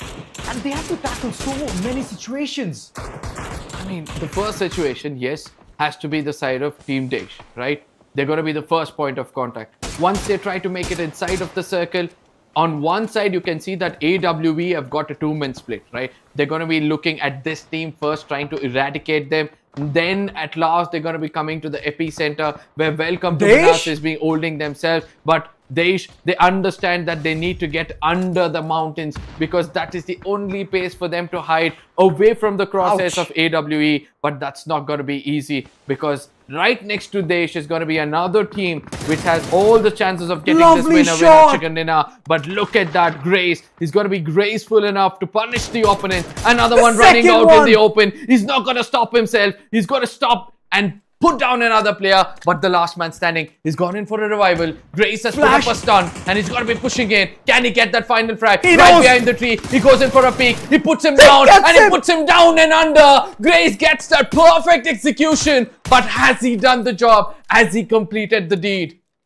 Oh, DAESH has already gotten some big numbers onto themselves. Retired Bolter, he's still there, prone in that angle, but not so soon. It's not going to be that easy. Gautam has already enlightened himself. One player knocked on the ground, asking for revival. But the smokes, it's not going to come through that easily. All pusher on the other end. He's also constantly chipping in, pulling in those damage. But he needs to be aware that there's another person looking at him. That's going to be so made. He has the perfect crosshair to look at the top. And that's what Welcome to MINAS is doing. They're constantly getting at Atomic Wild and making things worse for them. Welcome to MINAS. They have been waiting, my friend. They've got 3 men standing. So main. That's not how you peak. Eventually, he's got to be punished. But yes, it seems like the stars have aligned for the side of Atomic Wild Esports. But what they'll have to do is get down from this hill, which is not going to be an easy task. WTM, on the other side, gets the revival through. Whereas TD, the DAESH have been phenomenal with their crosshair throughout the game, right? All they have to do is deal with Bolbam, the only man from the side of AWE on the eastern side of the map. Studs on the other side, Vicky Rex. I guess that is all what is written for him, because from there to make it inside the circle, he'll have to cross over the crosshairs of Unruly, which is going to be so hard for him. But yes, this is where one good grenade can say a lot of things. That's what I was speaking about. Unruly putting an end for Vicky Rex. And that's the end of the story for the side of STD. Now, WTM versus the DAESH versus the side of Atomic Wild Esports. Not all three of them have got more than 10 frags, but they want to end this map on a high note. I don't think so it's going to be easy for Atomic Wild. But speaking about the team having a greater advantage, right? That has to be the side of Welcome to MINAS. Holding the center of the circle. Look at Bolbam. What a perfect crosshair. He's tracking that blue and also tracking the head of the opponents. And the first person to peek is going to go down. Oh, look at them playing Diglett. Bolbam, he needs to still peek. Knows that the opponent is going to be running through that smoke. And he's instantly going to heal. Grace being that man. Right now, he's all focusing on surviving. And 160 paying 144 hertz. He knows the right opportunity when to go ahead and strike. Grace going ahead, still challenging the opponent. Bolbam, he wants to convert this one. If he had a nade, he could have done that perfect deed. But Bolbam, in the midst of all of that, has been taken down. Atomic Wild, they're shifting tides. Silverman got a bit greedy there, and he's going to wash away his life as well. Sayed alongside Unruly. These two players remain. Atomic Wild have the mankind advantage. But looking at all of those knocks coming through, the team is already wiped out clean. Welcome to MINAS. Couple of players against 4-man strong. Couple of them have already been knocked. But can Atomic Wild pull this off? No, I don't think so. It's going to be Pusher's location, which is going to be so more crucial because he's coming from an off angle. All he has to do is put Syed down, and that is going to be the opening they were looking out for. Syed comes out in the open. He has no clue that there's a flank angle coming in. Welcome to MINAS. Needs to be careful. At least one knock is what they'll require. Look at what they're trying to do right now. Put up throwables, put up smokes. They're going to be smoking the opponent's eyes so that they can rush in inside the circle. No throwables of grenades on either side. Pusher somehow makes it way too closer to the opponents, and now is the time for both of them to strike. This is a big mistake. They're already being claustrophobic and they need to move away from that corner, but that mistake is going to cost a lot for the entire squad of Welcome to MINAS. Atomic Wild, since the beginning, had the height advantage and they capitalized it to the mere bits and got their winner chicken dinner. Absolutely well played, because the high grounds, I was wondering how are they going to climb down. But as I said, once you got the bird eye view with the right kind of ammunition, with the right kind of guns, especially in the map of Miramar, there is no way anybody can take that chicken dinner away from you. The right team at the right place at the right time has got this win. Ladies and gentlemen, you guys know the ritual. After this, we're going to be heading to a short break. See you guys on the other side. Until then, please share it among your friends.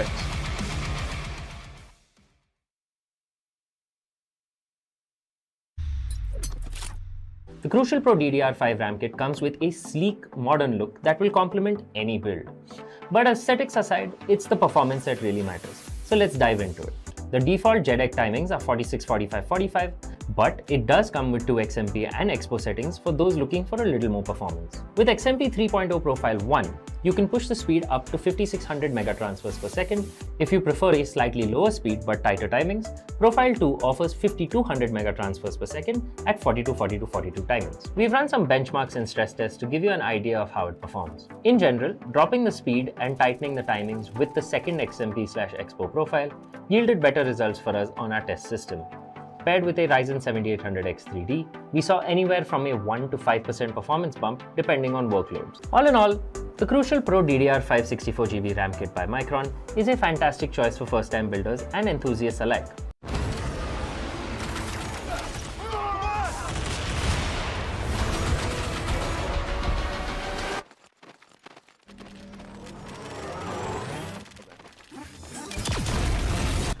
When are you gonna upgrade your system?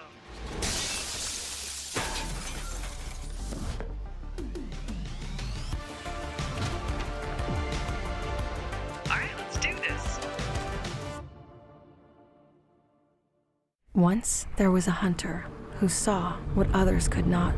With a magic case in her backpack, she roamed with wild abandon into the great unknown. Her gaze inescapable, her reflexes lightning fast. When armies swarmed, she went through. With eyes open wide, hands steady, holding, watching, capturing everything in sight.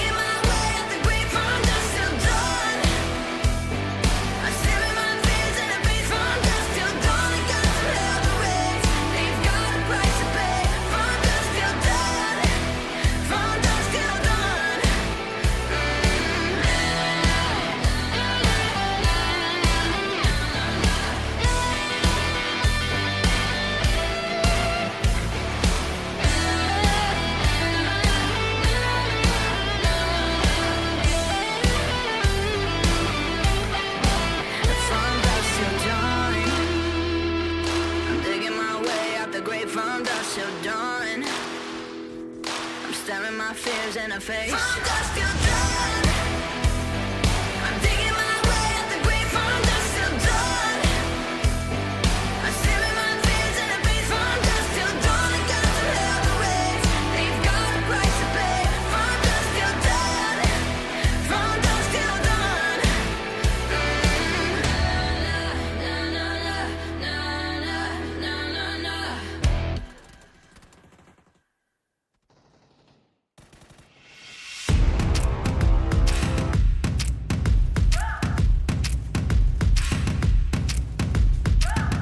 They say I'm young, they say I'm dumb, but what they don't know, it's where I've been and who I am, all the ways I've grown. Blood and the sweat, tears and regret made me hard as stone. On my own, on my own. Put the work in, yeah, I earned it. It's my destiny. Yeah, I'm on top, can't be stopped. Shooting my shot. Oh, oh, oh. Yeah, I'm the one. I'm a legend. Get what I want. Oh, oh, oh. Yeah, I'm on top, can't be stopped. Shooting my shot. Oh, oh, oh. Yeah, I'm the one. I'm a legend. Get what I want. Oh, oh, oh. Do a double take, see me on fire, see that I can't break. Knew I'd be great, knew I would rise through all of the pain. All of the love, start with it now, keeper of all faith. Never change. Put the work in, yeah, I earned it. It's my destiny. Yeah, I'm on top, can't be stopped. Shooting my shot. Oh, oh, oh. Yeah, I'm the one. I'm a legend. Get what I want. Oh, oh, oh. Yeah, I'm on top, can't be stopped. Shooting my shot. Oh, oh, oh. Yeah, I'm the one. I'm a legend. Get what I want. Oh, oh, oh. Put the work in, yeah, I earned it. It's my destiny.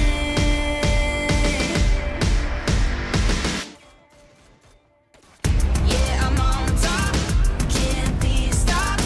Shooting my shot. Oh, oh, oh. Yeah, I'm the one. I'm a legend. Get what I want. Oh, oh, oh. Yeah, I'm on top, can't be stopped. Shooting my shot. Oh, oh, oh. Yeah, I'm the one. I'm a legend. Get what I want.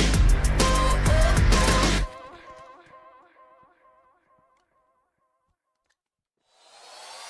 Let's get it.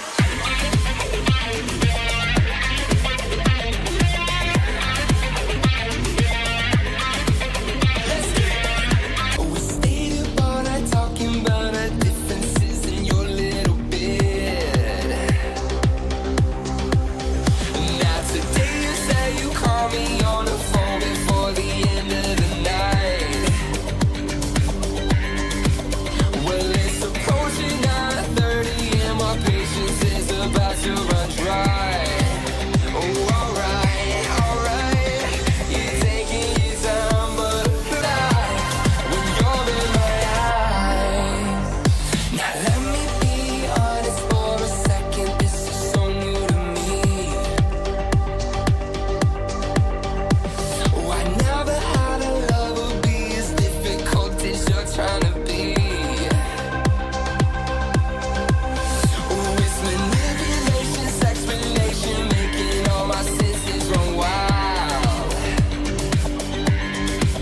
If you don't call me by the morning, oh, I swear to God, I'm gonna die.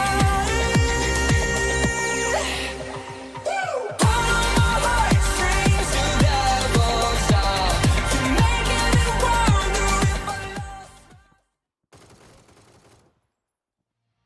You know, whoever is there at the other end of the screen, they're all thinking only one thing. Even I'm thinking about the same thing, which is teams took 2 days to understand how they can go ahead and carry forward the momentum. But But finally, we can come to a conclusion that teams have woken up. And today is the day where things are getting marked on a really good tone. First 4 guys, now Atomic Wild. Who's next?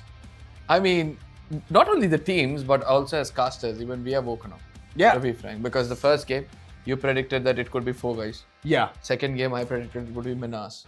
Okay. So it seems like, we are able to catch up to the momentum. Yes. But I feel the third one, probably the table toppers might make a comeback.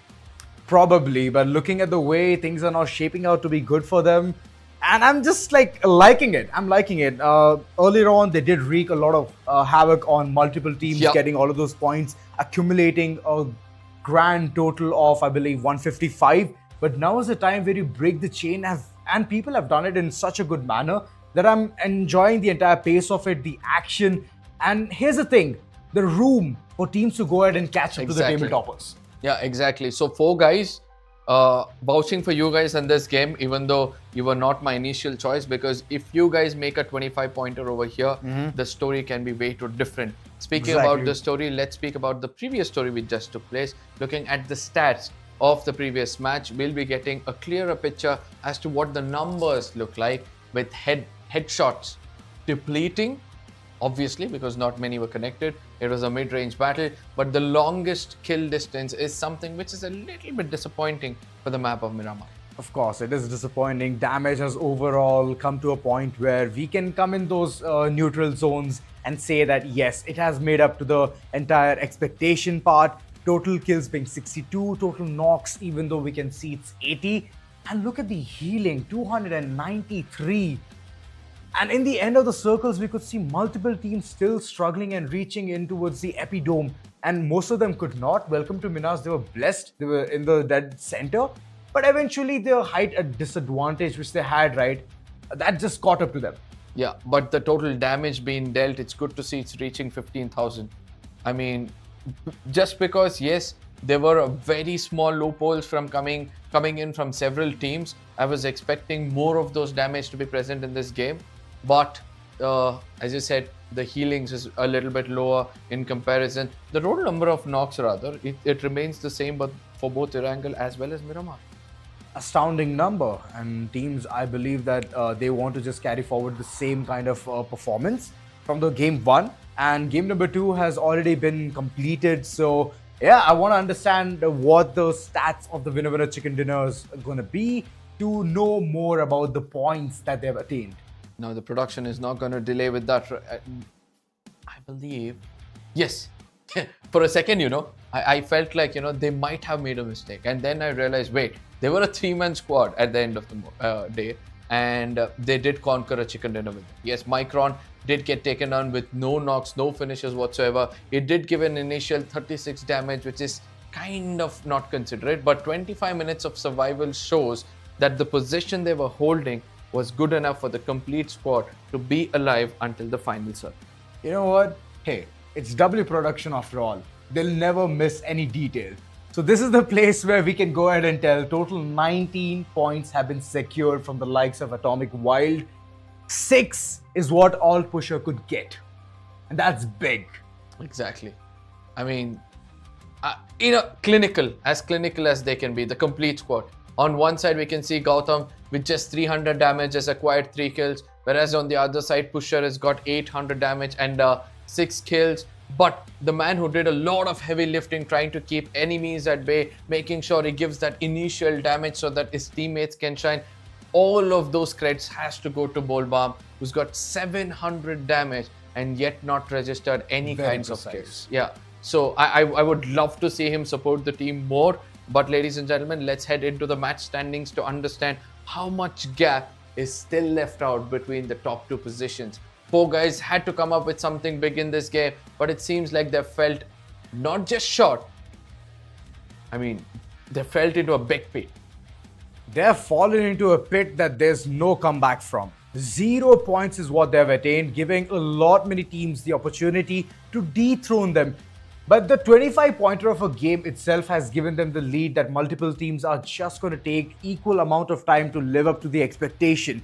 DAESH getting 15 points. Welcome to MINAS, 10 points for them as well, fully loaded on the other end. they could not fully unload all of those bullets onto the opponents, hence securing 9 total points, 8 with the likes of the fragging department. TOPG as well, they were inching in close. They had that perfect position, but overall, those throwables, those smokes did not land at the right time. I mean, Ruthless and Kalinga, good to see that, the table toppers of certain maps are now together in the bottom 10. Let's not forget that at this point of time, RGB is the only team who have got 7 frags, and it seems like, they're slowly picking up the pace and they're pushing away another team, that is Big Empire Esports, was still struggling to somehow break that barrier and step up from the bottom position. They're not able to do that. Kalinga on the other end as well. It's a similar kind of performance, even though they're trying to head towards the circle earlier on itself. In Erangel, they had a late rotation. They played it very slow, but still they lost the entire footing. Here also, they played it very slow and eventually had the same kind of result. So what's the perfect combination that you would suggest Kalinga? I believe that try to hold the center of the circle as much as possible, because Welcome to MINAS started to dominate the lobby after that Rondo match where they had minimum finishes and maximum position. So that is holding the center of the circle, the hard compound, making sure that nobody's going to be pushing in towards them. I believe that, one game like that and Kalingas can make a comeback, because every single time we see them, they're always at the corner of the circle, trying to make it into the 4th or the 5th phase of the game, and that is where they get taken. But centric hold is something they need urgent. Centric, yes, of course. But let's just centralize all that focus onto the person who has done all the deed. The MVP of the previous game, Alt Pusher, has done that heavy lifting. 6 total kills with a damage of more than 800. 862 to be specific. He's done a great job. I do believe that, sometimes the knocks did not get converted, and sometimes he was clever enough to steal some from the opponents. And in this game, we're able to understand one more thing. It's not about the heavy lifting all the time. It's sometimes about the smart game. All you need to do is wait for the right opportunity. When 2 teams are fighting, let them go down. And then when you come in and you strike. True, they have been the ones who have knocked all those doors and gotten those skill points for themselves. Alt Pusher, well, yes, like you mentioned, brain games all across. And we could see that as well. Those knocks were coming through from the likes of Welcome to MINAS, but stolen by Atomic Wild overall. And there was another player in the midst of all of that, right? Who did a lot of damage, who dished out a lot of damage. Welcome to MINAS? No, for the likes of Atomic Wild itself. I believe it was Bolbam. Yes, Bolbam. He dished out a lot of damage. A lot. Yeah. And his own teammates went ahead and they converted it for him. Yeah. So the support role, as Bolbam is so good at securing that spot and this being the backbone, it's good. It's very vital. And I want to see a similar kind of performance coming in from there. And yet again, Atomic Wild, they have been a wild card entry in the 2nd season. So 3rd season, them in top 20, I was not at all surprised. So yeah, so those kind of performance needs to be replicated. Now, the next map is the map of Rondo, the most crucial one. It's a wildcard map. We have been speaking about this. We have been telling those teams who are not able to catch up to the first 2 games. Right. Now, all of a sudden, you get a unique map with Eastern strategy coming in. You've got temples, you've got urban lands. So you can prepare yourself accordingly. And just in case you hold the center of the circle, every single team who's got a chicken dinner in the map of Rondo have always been the teams to hold the center of the circle. So this time around, in case Ruthless can execute that, I believe they can make a slow comeback into this tournament. Slowly but surely, they are yet to be showcasing their individual gameplay. Yesterday, it was a really good time for them, but today it has been completely south. It's the opposite of how they play. True. They have been stuck in such pickled up situation multiple times that even teams have understood in order to get them down, they have to make these scenarios again and again. And that's the thing, redundancy. And the moment they're going to fall into this trap of dying again and again, landing, reaching, taking all those loots and dying, that will just create a negative impact in their head. And to get out of it, you have to be positive. You need to have the mental reset. Rondo might give that. I mean, after the way you've explained that, they have been hindered by the performances of the previous game. I don't think so. Rondo is also going to be an answer for them. They might have to go a little bit aggressive in the beginning phases so that they can do something unique. But ladies and gentlemen, without any further ado, let's head right into the map of Rondo, where things are going to be so unique. Look at this. Look at this beautiful map. You can see some urban places. Then you can see some racetracks, which we were referring to yesterday. But yes, ladies and gentlemen, this is going to be the 11th match of the day. 11th match of the grand finals, and also the last second match. And after this game, probably we'll be left out with one more map, and we'll be halfway through to the grand finals. Inching in close. Will be the final game, but before that, Rondo. One of the perfect looking maps for multiple teams to explore, to understand what can they do better and get that winner chicken dinner.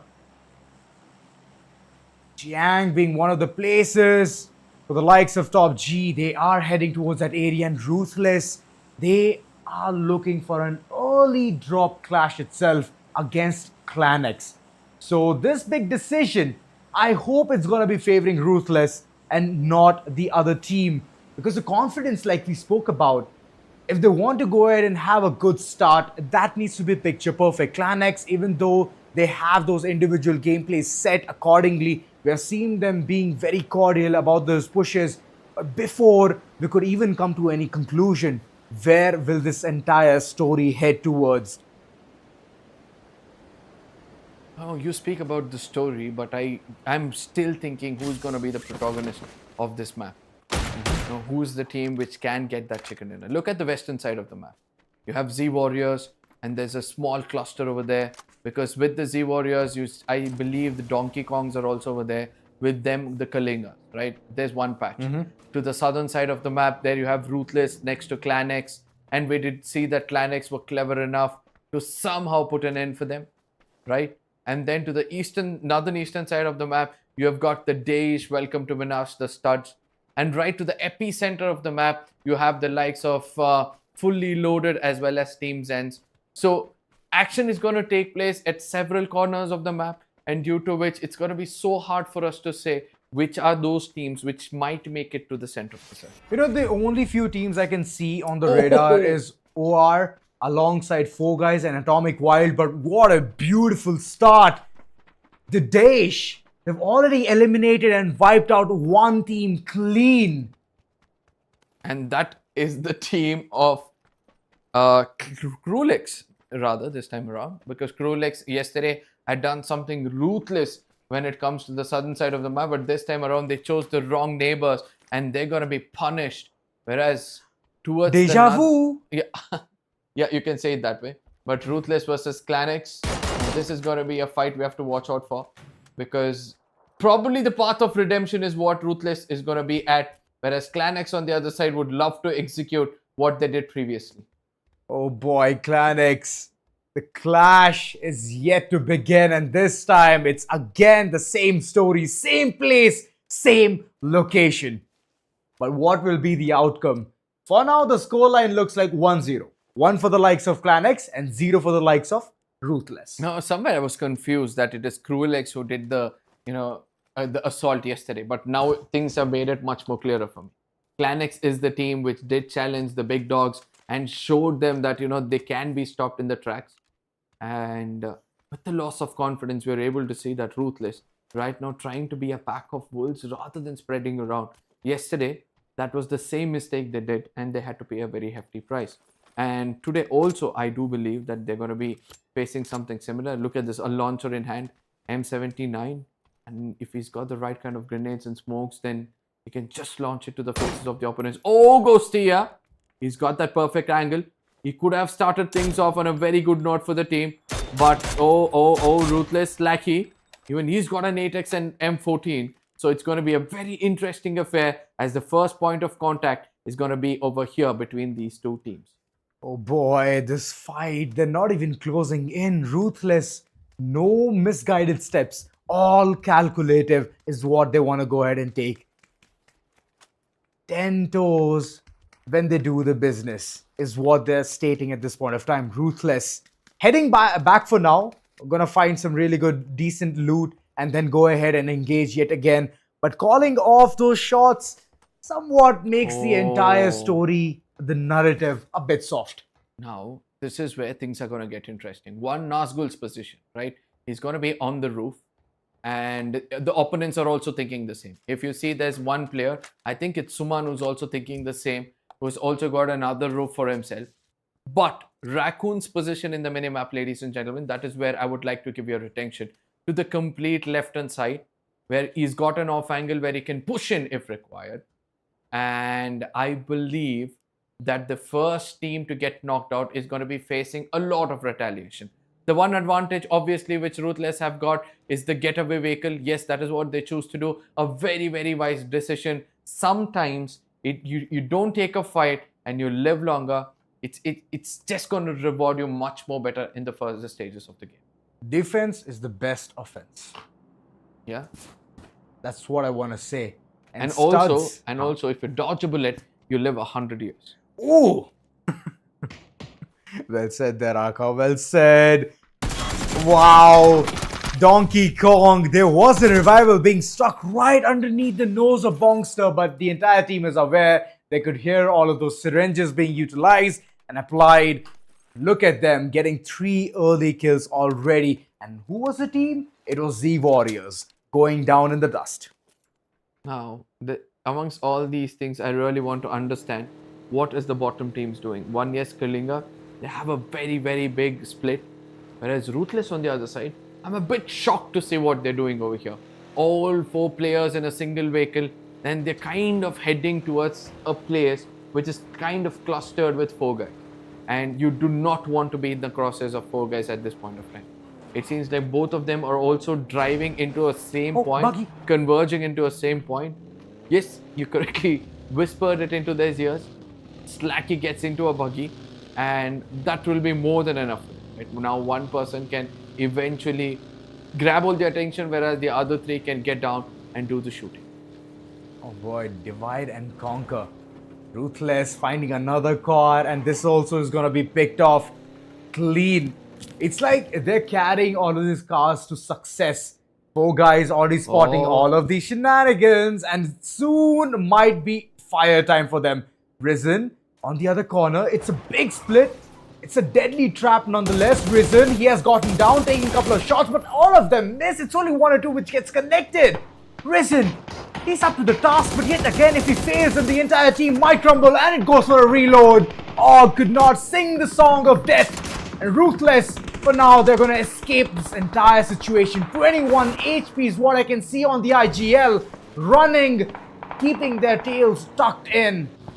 I mean, Ruthless, I guess they're not having a good day. Trust me when I say this. They're running away from one position and then getting into another crosshair. Oh boy! And with that, Nazgul is down on his knees. And 10 KDR, he has no idea where he's driving around. All he's trying to do is get into ridges so that no crosshair is going to be touching him. Mustaki on the other side gets taken down. And this time in the hands of 4 guys, his vehicle is going to be on fire. And the last man standing, Slacky, will try to run away from this position. 10 KDR, all he's trying to do is put up smokes, trying to survive a little bit longer, because he knows just in case somebody's going to be pushing it against him, his mechanics are strong enough to at least pick 1 or 2 frags. Oh, they've already invited multiple teams to join in and fight for this kill point. 10 KDR playing it smart, having smokes all across. DAESH also, they're calling in the rotation, and TOOP. They have already broken that silence, getting 1 kill onto the name. Ready? He's still taking it very slow. Checks out that 10 KDR is running out in the open, but it's 4 guys taking that capitalization. 10 KDR bites the dust, and now TOOP is running away. They know 4 guys is not the team to go ahead and battle among. And yes, it's a wise decision. 4 guys rushing forward to claim the spoils. Oh, forget about claiming the spoils now. They want to claim the trophy. That one knock which they've got. They know the value of each and every point they've lost in the previous game. And that is what they'll try to do over here. And look at what TOOP are trying to do. They're trying to challenge them. And trying to be in the open when you challenge them is not the right thing to do. Now with the knock coming in, the 4 guys will look forward to somehow rush into these compounds. And They're going to be converging in from 7 different directions. Trust me when I say this, 7 different directions. And Cyanide is going to be cursing himself for getting knocked out at a most crucial point like this. Momentum mid, and his teammate Razon is eventually going to fall back and make sure they regroup with his team. And that is going to be the most crucial thing at this point of time. Atomic Wild, previous game was very wild. RGB is right in front of them. Whole bomb taking all of those shots. It's all warning for now because none of them are connecting. It needs to be something better than this. Atomic Wild, come on, go ahead, surprise us. Split? If we talk about that, Arka, don't you think it's way too off? I still feel it's too early for us to check out the splits, right? The only reason why I'm saying this is they have a place to escape. And the new circle forming in, it's so unique that all the teams are just outside of the circle. There are only few which are inside, there it is. 2 OP and 4 guys are the only 2 teams which are inside trying to fight it out. So all they're going to do is attract attention. But if I am a player and I want my team to be placed at a certain location, obviously it's going to be around the test tracks. Because Listen! yeah, that is where you would want to place yourself. But 2 OP, they need to be careful. If a solo man is trying to grab all those attention, that means a bigger danger is coming your back. Prison all this time he was dancing to the tunes, finally found some shelter. 2 OP to prove what they can do in this map. Rondo is always going to be a surprise element for multiple teams, and I won't be surprised that 2 OP is going to go ahead and get that winner chicken dinner. But now they're battling against 2 teams, that is 4 guys and I believe Team DAESH as well. Yeah, Team DAESH trying to make it inside the circle. And we see that there are several teams who are trying to make it inside the circle. And right to the epicenter of all these things, we have Welcome to MINAS. Look at that. We just speak about them and they appear on the screen. W production. But you know what's the most important part of it all? It's to understand who's going to be going to the eastern side of the map, the northeastern side. The faster you go there, the better results you gain. And that is what you'll need for your PC as well, ladies and gentlemen. Crucial DDR5. The faster your RAM runs, the better you can play the game. Welcome to MINAS, spotting one bird, and it's KALINGA. What is Kalchi doing all alone? What is he thinking? What happened to the entire team? Did they already fumble and tumble? Oh, I would love to see the map at this point of time. Trust me when I say this, my friend. The map is filled right now. And nobody is going to come into each other's crosshairs until the next phase. But everybody are neighbors. The splash of colors inside of this map. I was telling you, right? I really wanted to see which are the early teams to gain access of the test track. We can see that, there are 2 teams already heading that way and then coming back towards the Welcome to MINAS team. Unnecessary, but 4 guys, a perfect spot according to me. You know what's the best part? KALINGA's Kalji's enjoying the view. He's loving it. Slowly paragliding, heading towards the top of the mountain to get that angle for the team and be the bird eye view. I mean, yes, there it is. But he misses the mountain and he falls No! down. That's not how you do it. You had one job, Mission my failed. friend. You had Oh one my job. God. That is to hold the mountain and not get knocked. And that is what he does wrong. He's going to regret that decision. And the IGL as well. He's going to be like, what? This is not what we told him to do. But yes, lesson learned the hard way. KALINGAs are going to be running out in the open. And 4 guys, all they're going to do is welcome them with a pour of bullets right around their shoulder. The skulls crack. And the number of kills increases in the pockets of 4 guys. Mission failed. Redo it. And the redo will come next day. Because Rondo is over. This was the time where they had to shine. But KALINGA, big mistakes being made. And the effect of it is a complete elimination. Oh, Welcome wow. to MINAS. Good shots onto Vicky Rex. His Wikipedia was open. He was trying to Google, trying to understand how to go ahead and make the situation better for the entire team. But the entirety of it, unruly, This mad lad just went ahead, poured all of those bullets on the SLR and got one man on his knees. The most crucial man, to be specific, Mansa, now trying to run out in the open. They need to understand that they need to be snakes in this map. Try to Mother Nature. traverse. Try to traverse through those ridges which is in your hands. I'd rather not call them rodents because those are the ones who try to get through those tunnels and ridges. But still, coming back into the game, AWE, after a perfect start in the map of Miramar, seems to be on the receiving end of things. And this time around, it's going to be OR who are trying to push in. What are Even though you they have two doing, Name knocks, Shadow? yeah, even though they have two knocks, he's still being confident that he can take the opponent's. Molotov thrown, knew that the push is gonna come through. Now is gonna come for the revival time. Not Tommy OP on the other end. Even he has taken a lot of beating. Man, oh man, the nade is gonna be on point. Ball bomb. He's not gonna sit quiet. He knew that he needs to go ahead and get those big numbers. Now Shadow, all he can do is churn some numbers, but he could not do that. The flank angle completely decimates him. An atomic wild. They have managed to shut down open reflex. What on earth is going on? Donkey Kong, they wanted to get the piece of the pie, but they could not. I mean, I'm looking at 1T and I'm wondering what is going on with them. And that has to be the big team which is flying in the air in the name of Fully Loaded. But yes, WTM trying to be in the open. The retaliation was perfect from the other side. They get knocked off. STD are doing everything perfect at this point of time. Do not walk into anybody's crosshairs is going to be their main agenda, and then try to make it to the center of the circle is going to be another one altogether. But the birds in the sky, have they landed or are they still up there enjoying the view? I believe they've landed. They've landed all of those shots onto Fully Loaded as well too. OP, they've been the menace to the society, already making things worse for multiple teams. Having that perfect dead center, making it possible for themselves to get multiple points. Donkey Kong, they're not in a good situation. They have to head towards the circle. They have a van right in front of them, but that van is way too slow.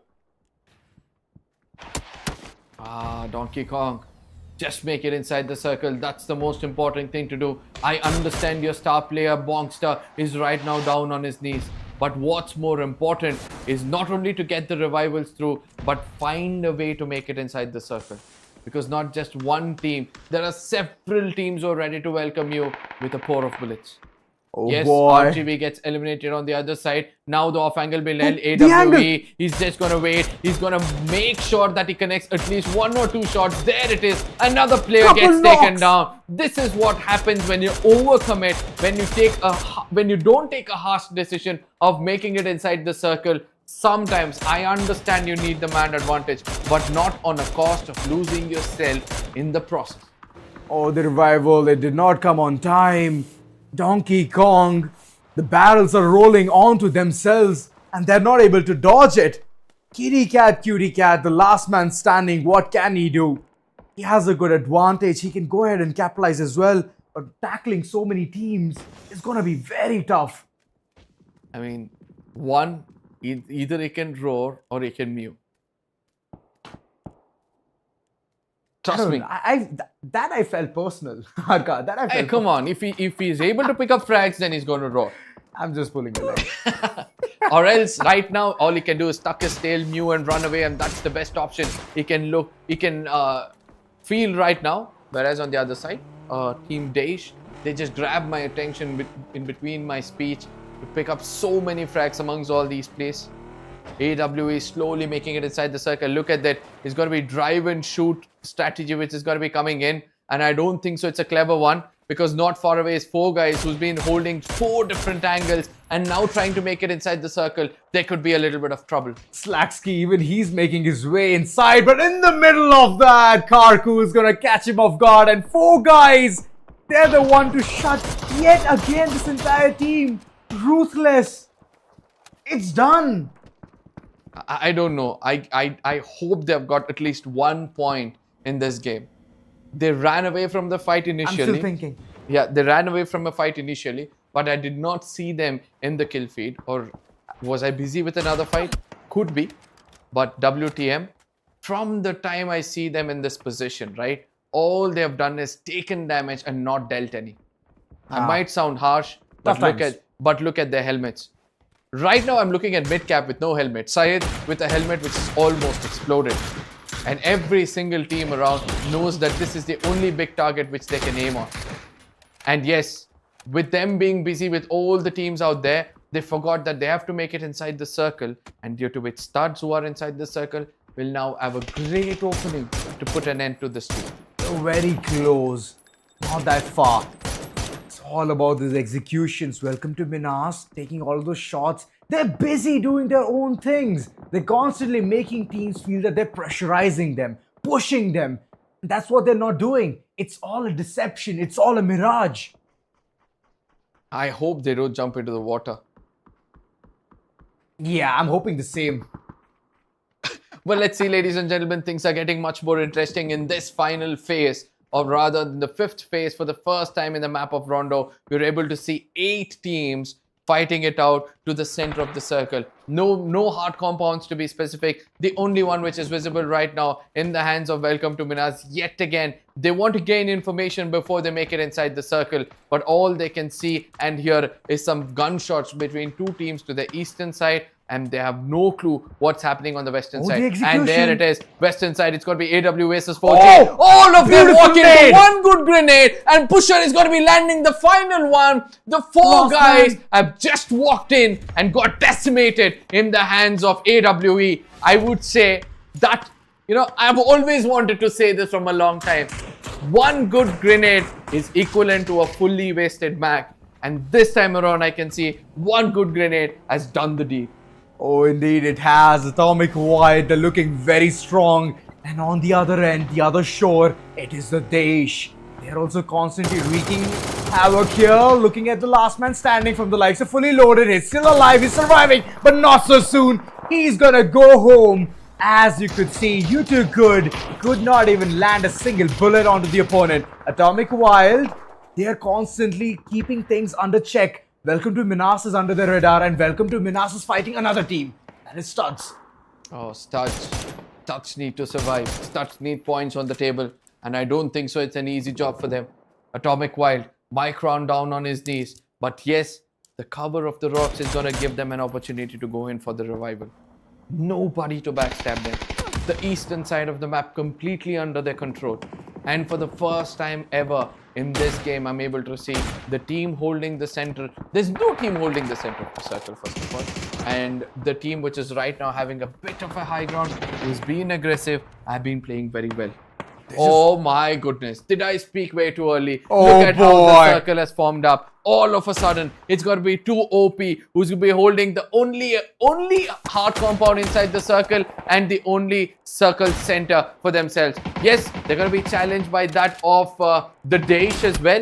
But somewhere far away, STDs are falling prey for some good crosshairs coming in from the side of 2 OP.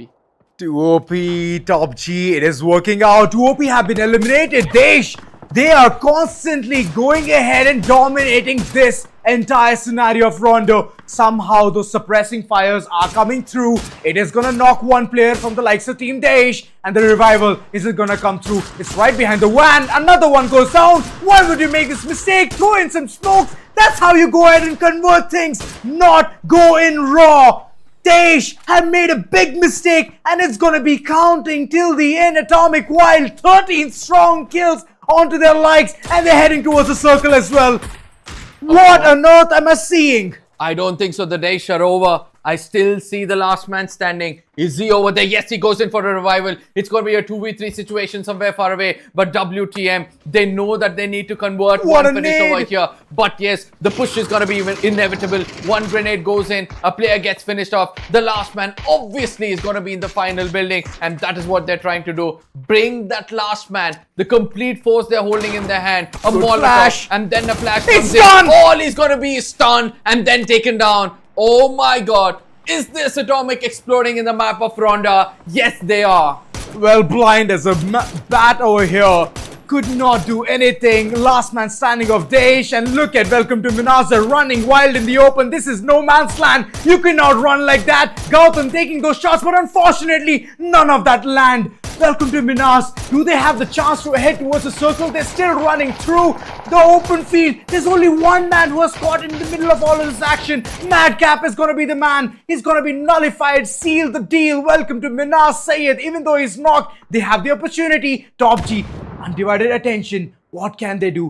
Nades being thrown. It's just paranoid moments for the likes of Welcome to MINAS, but they still go ahead for the revival. That nade is not looking good, and no way breathe air. All because of those nades and the utilities. It's just gonna make Welcome to MINAS think twice. Why did they even run inside the circle? It is 2 squads remaining. Atomic Wild and TOPG, both of them healthy. Now this is going to be the most crucial game. Trust me, the first team to attain the knock will be the team to get perished.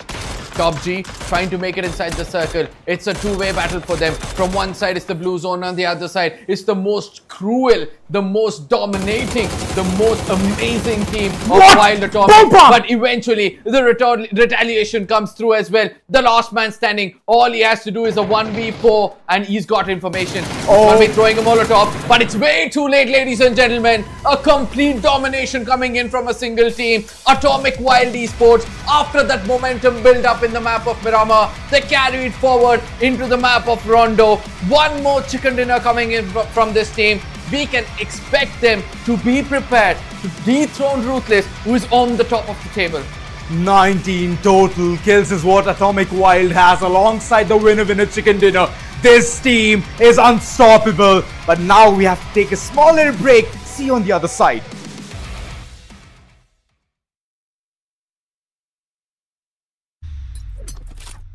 The Crucial Pro DDR5 RAM kit comes with a sleek, modern look that will complement any build.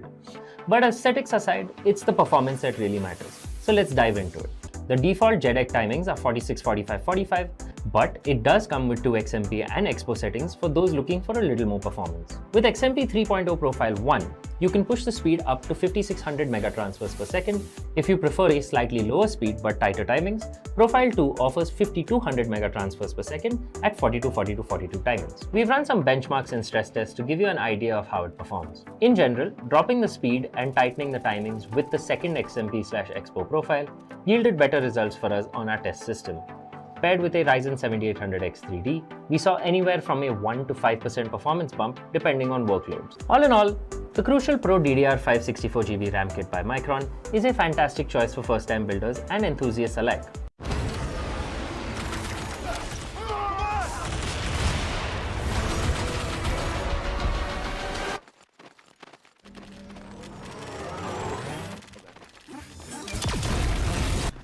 When are you gonna upgrade your system?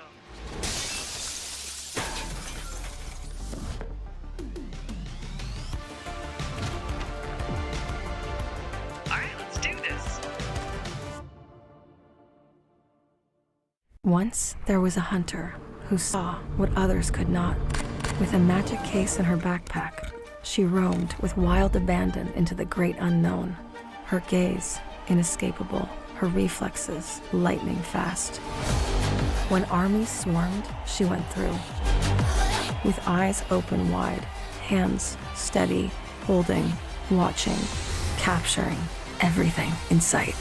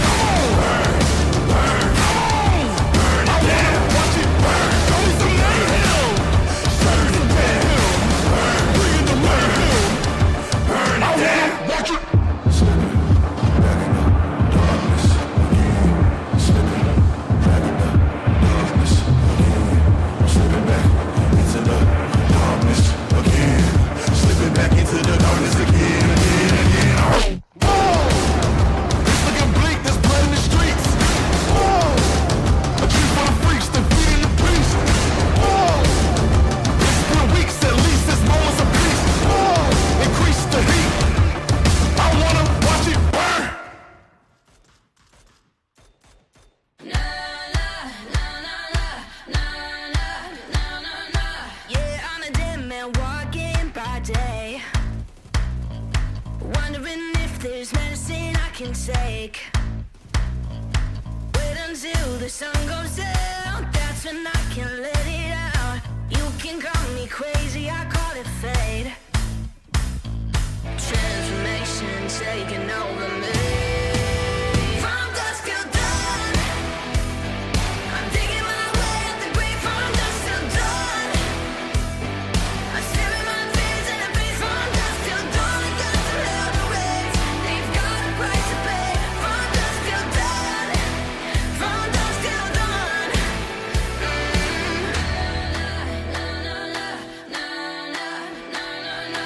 I can feel the ice run through my blood. Surges through my body all at once. My heart pumps in the dead of night. My feet run into the fire, right into the fire of my soul. Let the transformation take control. From dusk till dawn, I'm digging my way up the grave. From dusk till dawn, I'm staring my fears in the face. From dusk till dawn, I got to hell to raise. They've got a price to pay. From dusk till dawn, from dusk till dawn.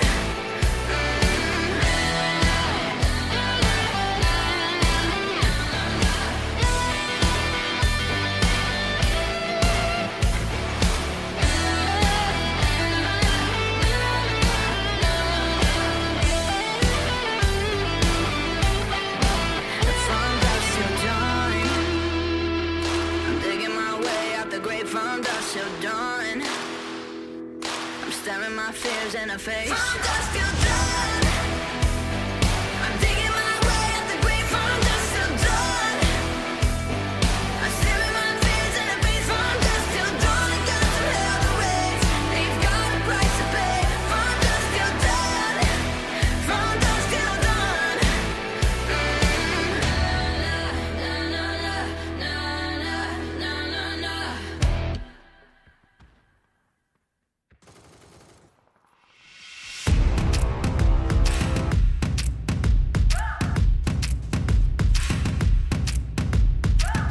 They say I'm young, they say I'm dumb, but what they don't know, it's where I've been and who I am, all the ways I've grown. Blood and the sweat, tears and regret made me hard as stone. On my own, on my own.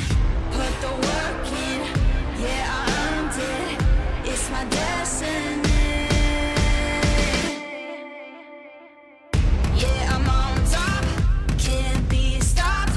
Shooting my shot. Oh, oh, oh. Yeah, I'm the one. I'm a legend. Get what I want. Oh, oh, oh. Yeah, I'm on top, can't be stopped.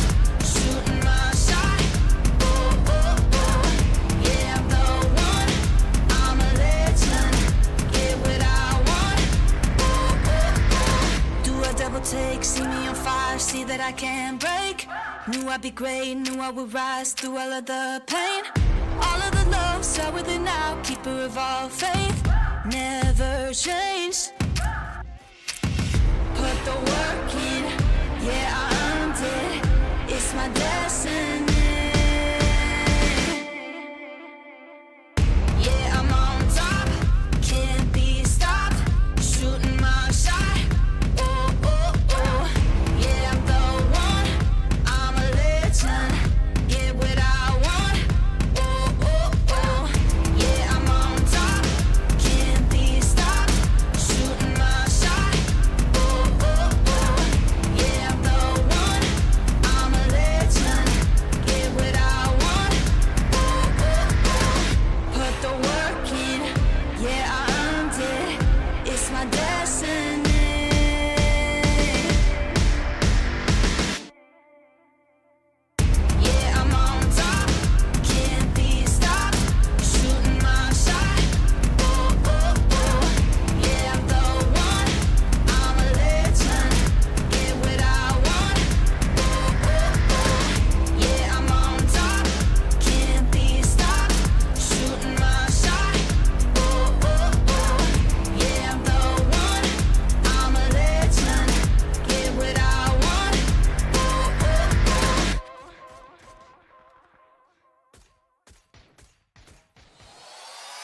Let's get it. Let's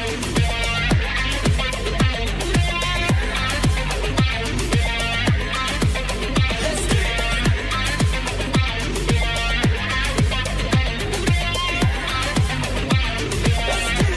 Let's get it. I feel like I'm in danger. I can't seem to get you out of my head. We stayed up all night talking about our differences in your little bed. Now today you say you call me on the phone before the end of the night. Well, it's approaching 9:30 and my patience is about to run dry. Oh, alright. You're taking your time, but losing my mind, yeah. Pulling my heartstrings to double time. You're making me wonder if I lost my style. 'Cause the colors of the night are alive when you're in my eyes. Now let me be honest for a second, this is so new to me. Oh, I never had a lover be as difficult as you're trying to be. Oh, it's manipulation, sexplanation, making all my senses run wild. If you don't call me by the morning, oh, I swear to God, I'm gonna die.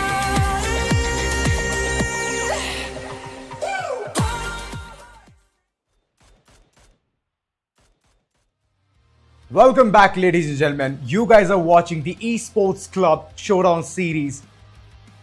Oh, sorry, Gauntlet.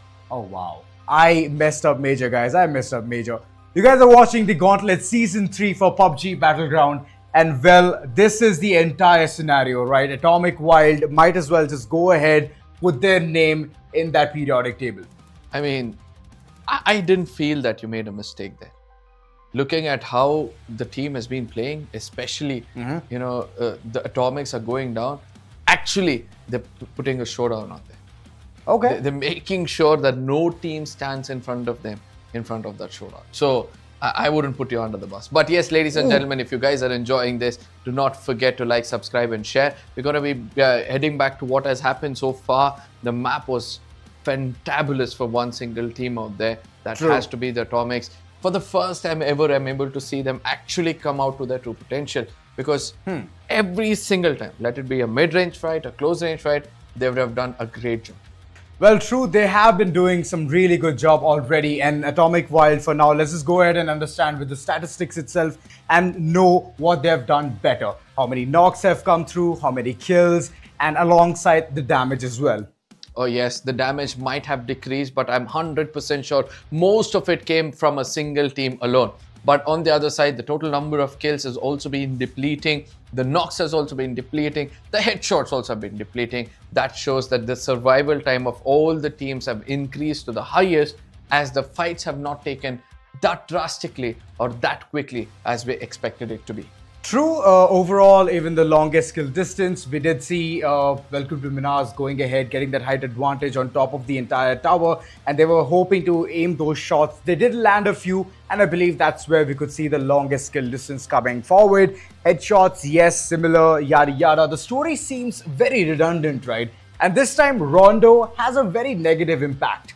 Obviously, Rondo, as you correctly pointed out even before the game started, that Ruthless might not be able to come up because they're getting taken down. But yes, ladies and gentlemen, before we speak more about which team has not performed well and which team have, the stats is going to speak for itself, as the winner chicken dinner team have done a fantabulous job, as I already said, especially in the name of Bolbam. Look at that, 1,000 damage coming in from his side, 6 knocks to 6 kills. That shows that this guy never let anybody go down and never let anybody steal his kills. Total 19 kills is what this team has attained. It's a big benchmark set by them. Total 29 points coming in from there. And Bolbam, last time we could see him, he was acting like a perfect defense. He was even going ahead and dishing out some damages here and there. He was a perfect support for the team, but now look at him. He is even an assaulter.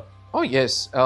You need to change your form whenever your team needs. And that is what he's trying to do from the beginning. Whereas Micro on the other side, you were telling that if this person gets taken down early, the team performs much more better. But he was the punching bag for sure. He was on the receiving end of things for a few moments. But yes, he did give the right kind of support. And that is how Pusher and Gautam, both of them, were able to rake up 5 kills for themselves for the minimal damage they could have put up. So this team was completely clinical and they've always picked up frags every single time they've shot at somebody.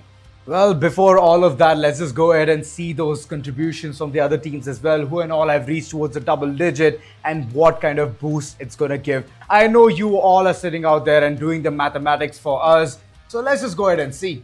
Oh yes, Atomic Wild is going to be on the tippity top with 29 points for themselves. Right behind them, I'm going to call them the most consistent team when it comes to the Gauntlet Season 3. That has to be the DAESH. Again, a hashtag 2 with 16 points for themselves. It's the kills which spoke for themselves. Then comes TOPG, who did try to do their best. But I just hate that, MINAS were running out in the open, not only towards TOPG, but also getting shot from the other side by Atomic Wild. They had nowhere to run, they had nowhere to hide. Smokes would have been their best ally, but at the end, the smokes also were not being deployed by them. The last moment rash decision is what caught them off guard. They But did other than not that, have any, that was the issue. Other than that, they were doing phenomenal. They had the perfect advantage. They were constantly pinstring multiple teams. But those last moment switcheroos and those pressure Hasty moments. decisions. Yes, hasty decisions. That's what messed up the entire thing. 8 total points for them. 2 OP on the other end, 6, 4 guys, 6 as well. Big Donkey Kong energy on the other end. We could not see that much of an annihilating performance from their end, even though we saw them shut down the entire team of Z Warriors. Other than that, we could not see any action coming forth. Studs have gotten 3 position points, and in together, it is 4. The one thing which Donkey Kong did wrong was, I believe, that, being aggressive yet again. They should have played for a little bit of placement points. Yes, they had one initial fight. The second fight, they picked up 2 frags and then they got more over. So that is what they did wrong. And the same fate goes to the side of 4 guys. We still remember 2 grenades all it took to completely wipe up the squad of 4 guys. 4 guys, they got annihilated with those nades. It was like mortars falling at them.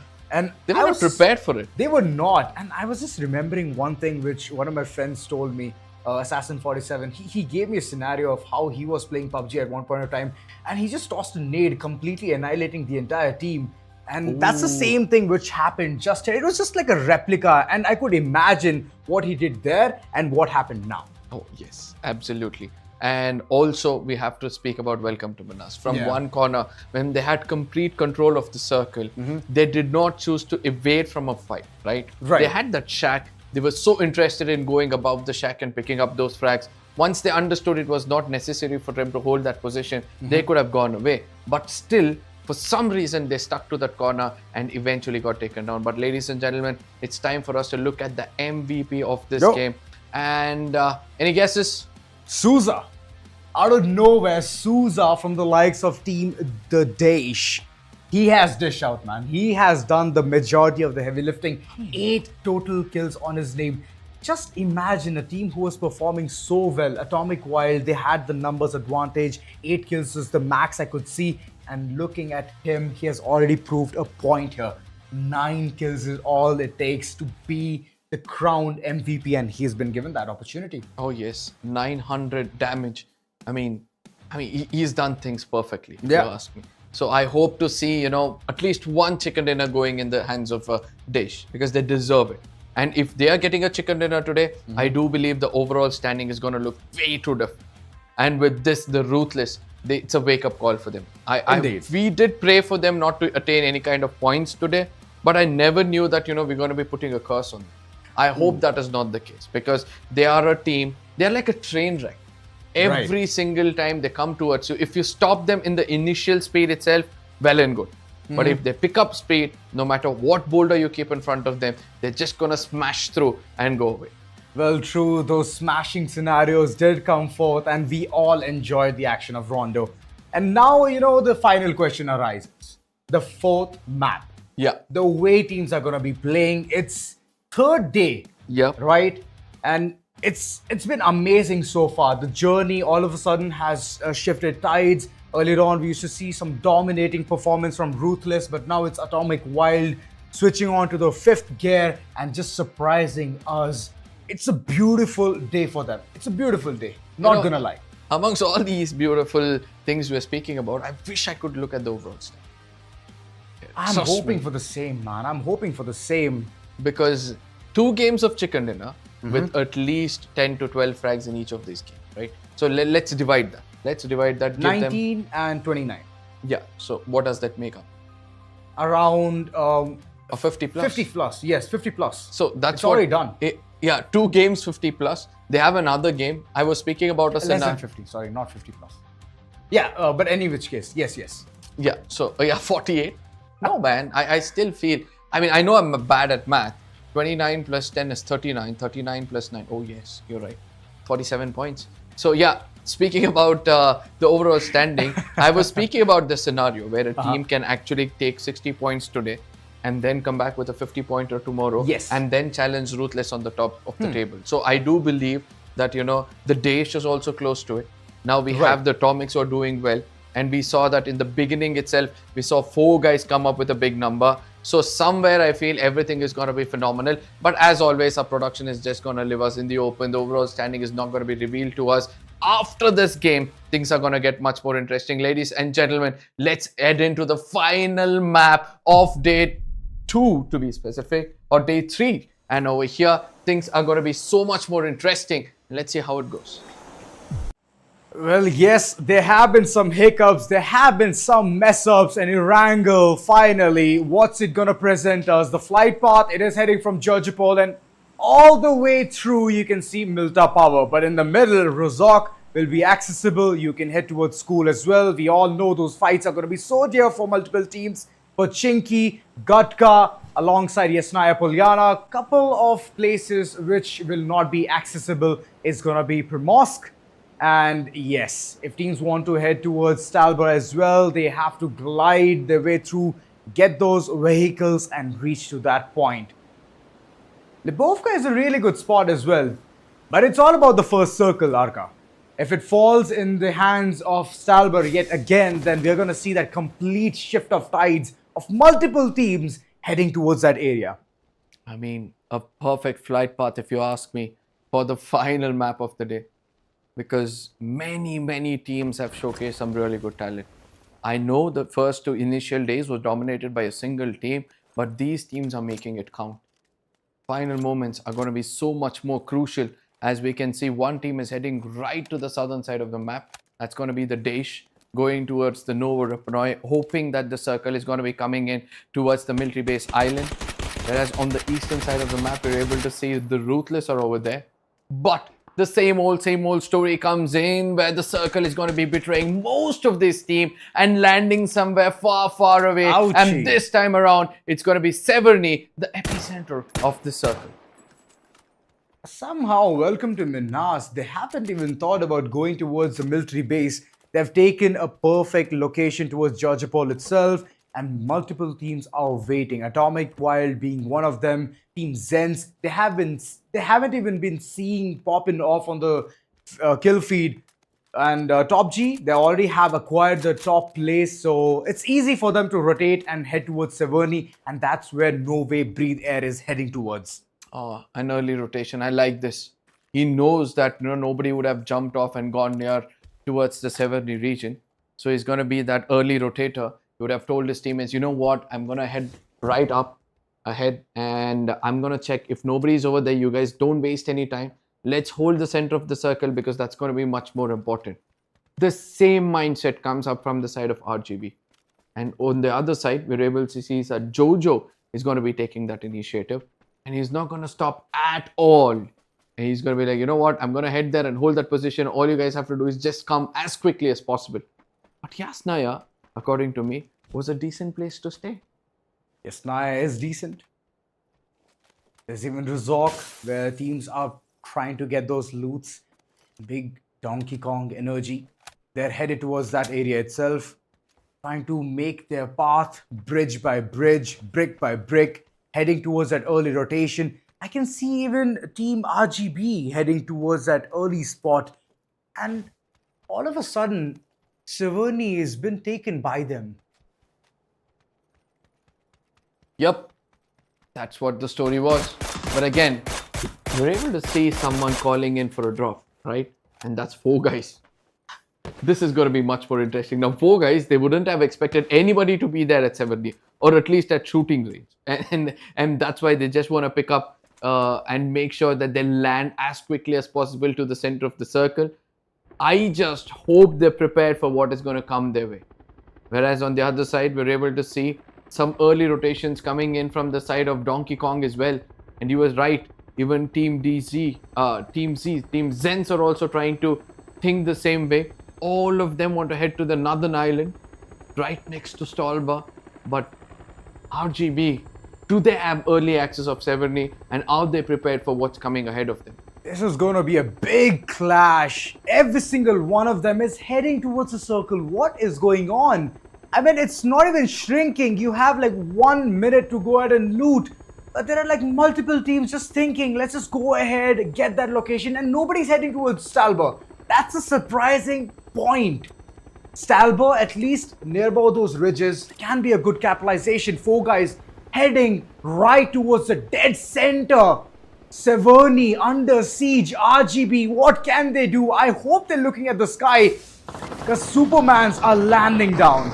Oh, the most crucial moment of the game is right in front of us. RGB, they could do so much in case they were, clever enough to understand there's a team flying right over them. But Oh 4 my guys, God. they are not gonna leave the opportunity. They're gonna seize this opportunity. They've got the right kind of opening, and the opponents are just giving away their location. This is where Car Crew 47 and 1684, right below him is a team, and somewhere far away another person trying to run out in the open. All he's Why going to would do is you walk do into his that? crosshairs. Some more shots are going to be coming in, but Car Crew is missing most of it. But eventually Rupesh is not going to stop himself. He's going to land that final bullet and put him down on his knees. Oh, big mistakes coming forth here. RGB yet again, even though they got the center of the circle, that was one of the primary things which we were talking about. Big mistakes are yet to be committed by them. 2 already done and dusted. 4 guys for now. Karku, he has the information that the player is there inside the vicinity itself, and Shardbai is the one to go ahead and capitalize. Nezex, he's down on his ground, on his knees, begging for mercy, and I don't think so. 4 guys is gonna be presenting that opportunity to this team, shutting down multiple one of them, and Risen yet again, he's the first one to go down. Oh, I love this aggression coming in from the side of 4 guys, to be frank, because they needed another winner chicken dinner to challenge the top team, and that is what they're doing. I just love that every team is chosen to go a little bit aggressive. Aggression is the key. Final game, finish it as soon as possible, get all of those points, and get the lead that you want. Same thing has been thought. And looking at the distance where even Ruthless is heading towards, I'm hoping that they have a really good time heading towards the circle as Donkey Kong. They're already showcasing their individual gameplay one by one, taking down Z Warriors. This is the second time that I'm seeing them clash against each other. And Yeah. Donkey Kongs are emerging victorious yet again.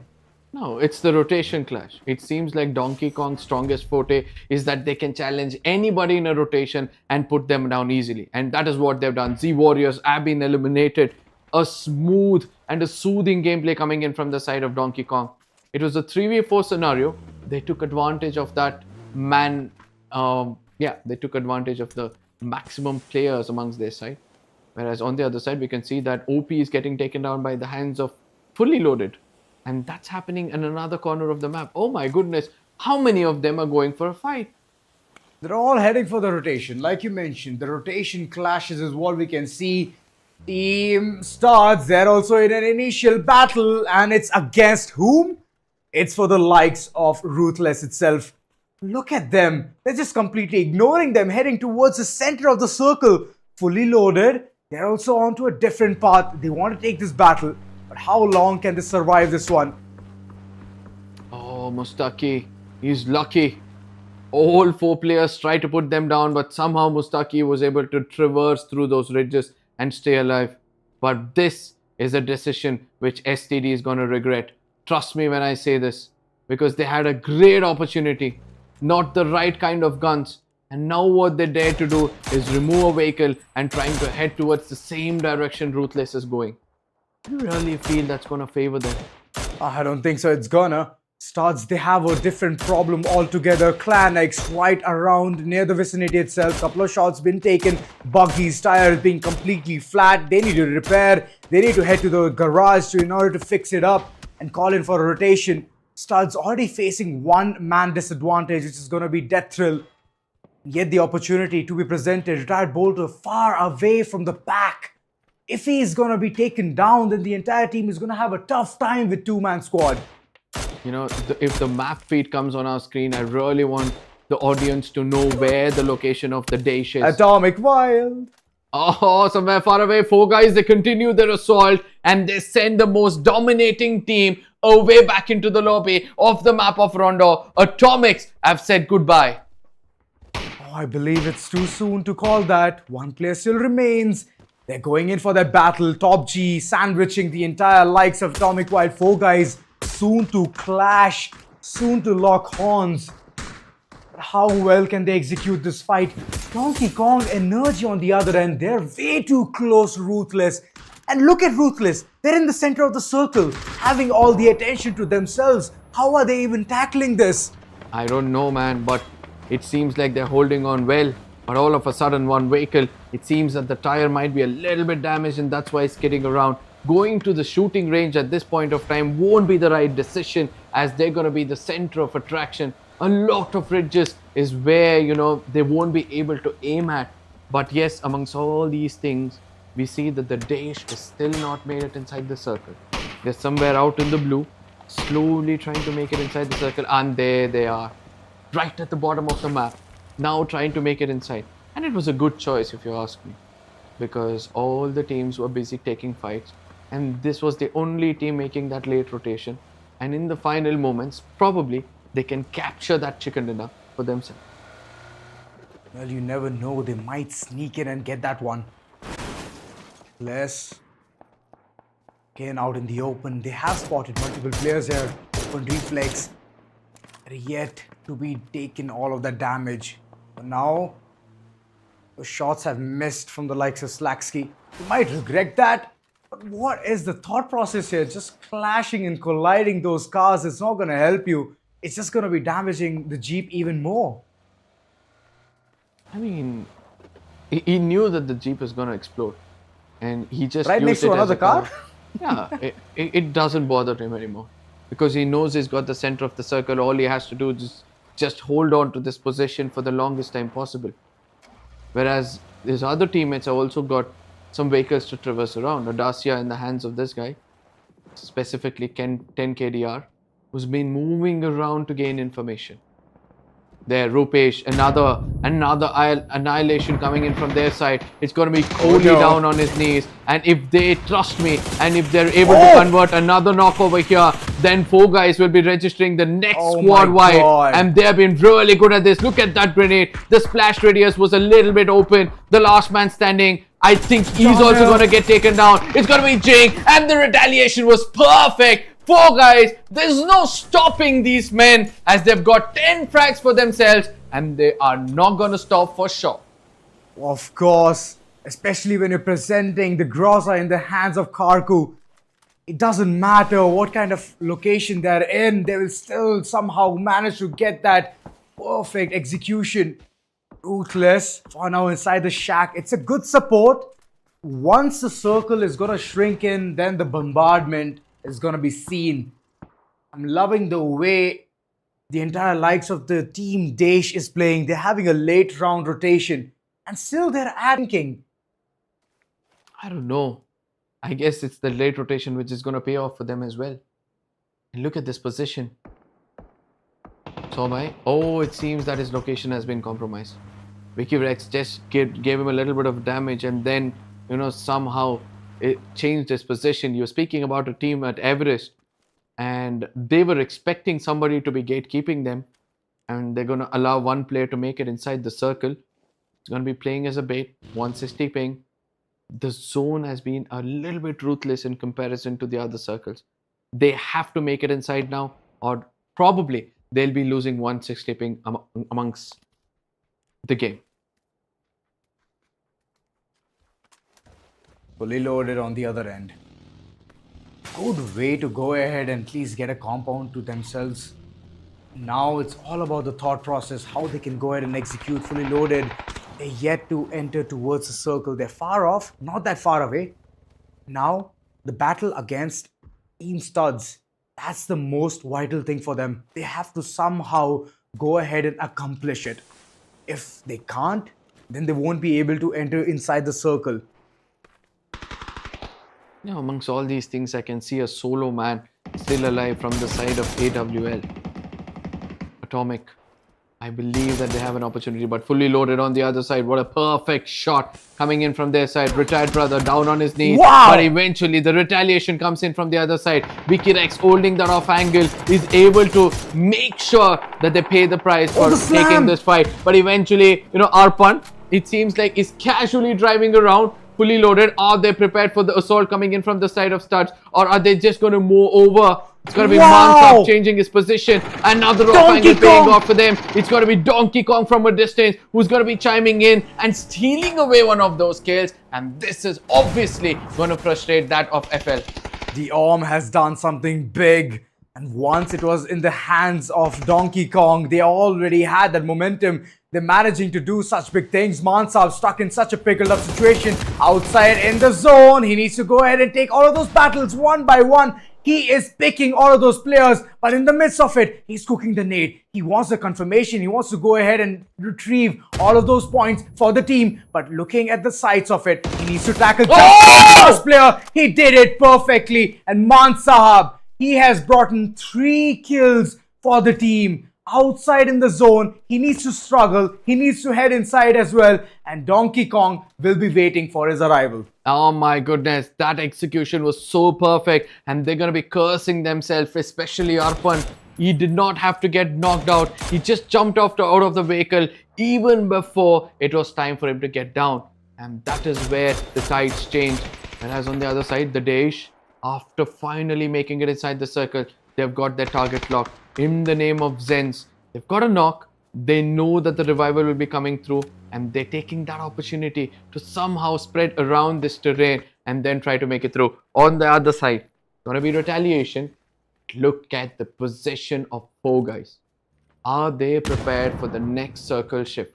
Or is the Lady Luck gonna kiss their forehead and push that circle right over the ridge or the mount they're holding?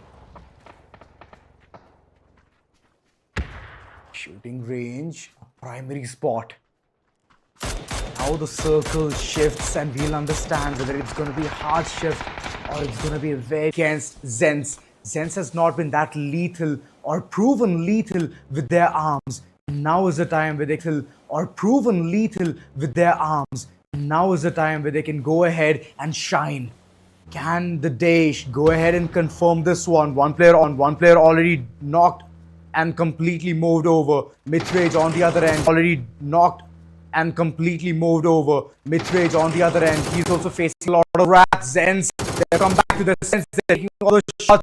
It's captivating, it's amazing. And the last man standing from the likes of Team DAESH, what can he do? Can he convert the scenario? Nope, he cannot. He's just running away. And that's one of the informations which has been retrieved from ZENSE. Oh my God, Grace. He just switched his seat and wanted to take the fight, but I don't think so. That was a wise decision. And with that day, the late rotation seems to have backstabbed them as they were not prepared. They had no knowledge as to where the teams were holding positions, and due to which they had to subdue to this momentum. But whereas on the other side, we can see that there's several fights taking place. 4 guys, they're pushing in towards that region. I understand they need this position. But look at the rush coming in from the opponent. Oh my goodness, Ryzen! Somebody stop this man. He's already got 2 men down on their knees. And probably, if he continues this assault, they'll have the complete control of the shoot range region. Wow, picture perfect stance. And yes, he has woken up. Ryzen. He wanted to showcase his individual gameplay as well, and well, to my surprise, he has gotten that opportunity, taking the shots on to RUTHLESS as well, constantly keeping them onto the check as well. And RUTHLESS, now they have the picture-perfect information that TOPG is rotating with a burst tire. I don't think so. I don't think so. RUTHLESS should be having this divided attention. This is just gonna pave way for their demise. Yes, they're trying to attack the side Lovely of shots. TOPG, somehow making it inside the circle. But they have to also think about the off angle being held by one of their players. I feel RUTHLESS, just turn back. Just make sure the back up here. I don't think so. I don't think so. TOPG is gonna let you live in case you're so reckless. Nazgul. What is he up to? The IGL all time first game to the third. It happened little at all. Oh, he has a chance. Getting all of those undivided attention on himself, taking those shots on the four guys as well, constantly. Things are shaping up good to them, and now things are gonna go bad for the likes of ClanX. They have the slope, and Donkey Kong's are right on top. We all know, once DK has the slope, they always know how to roll those barrels. Oh yes, Donkey Kong, they can take advantage of this, but somewhere far away, look at how Mustaki is trying to get taken down. I mean, for the first time ever, I'm able to see that RUTHLESS is choking in pressure. The crosshair, even though it's placed right, the trigger distance is not coming in. What are they going to do? The circle is shifted far away from them. It's shifted away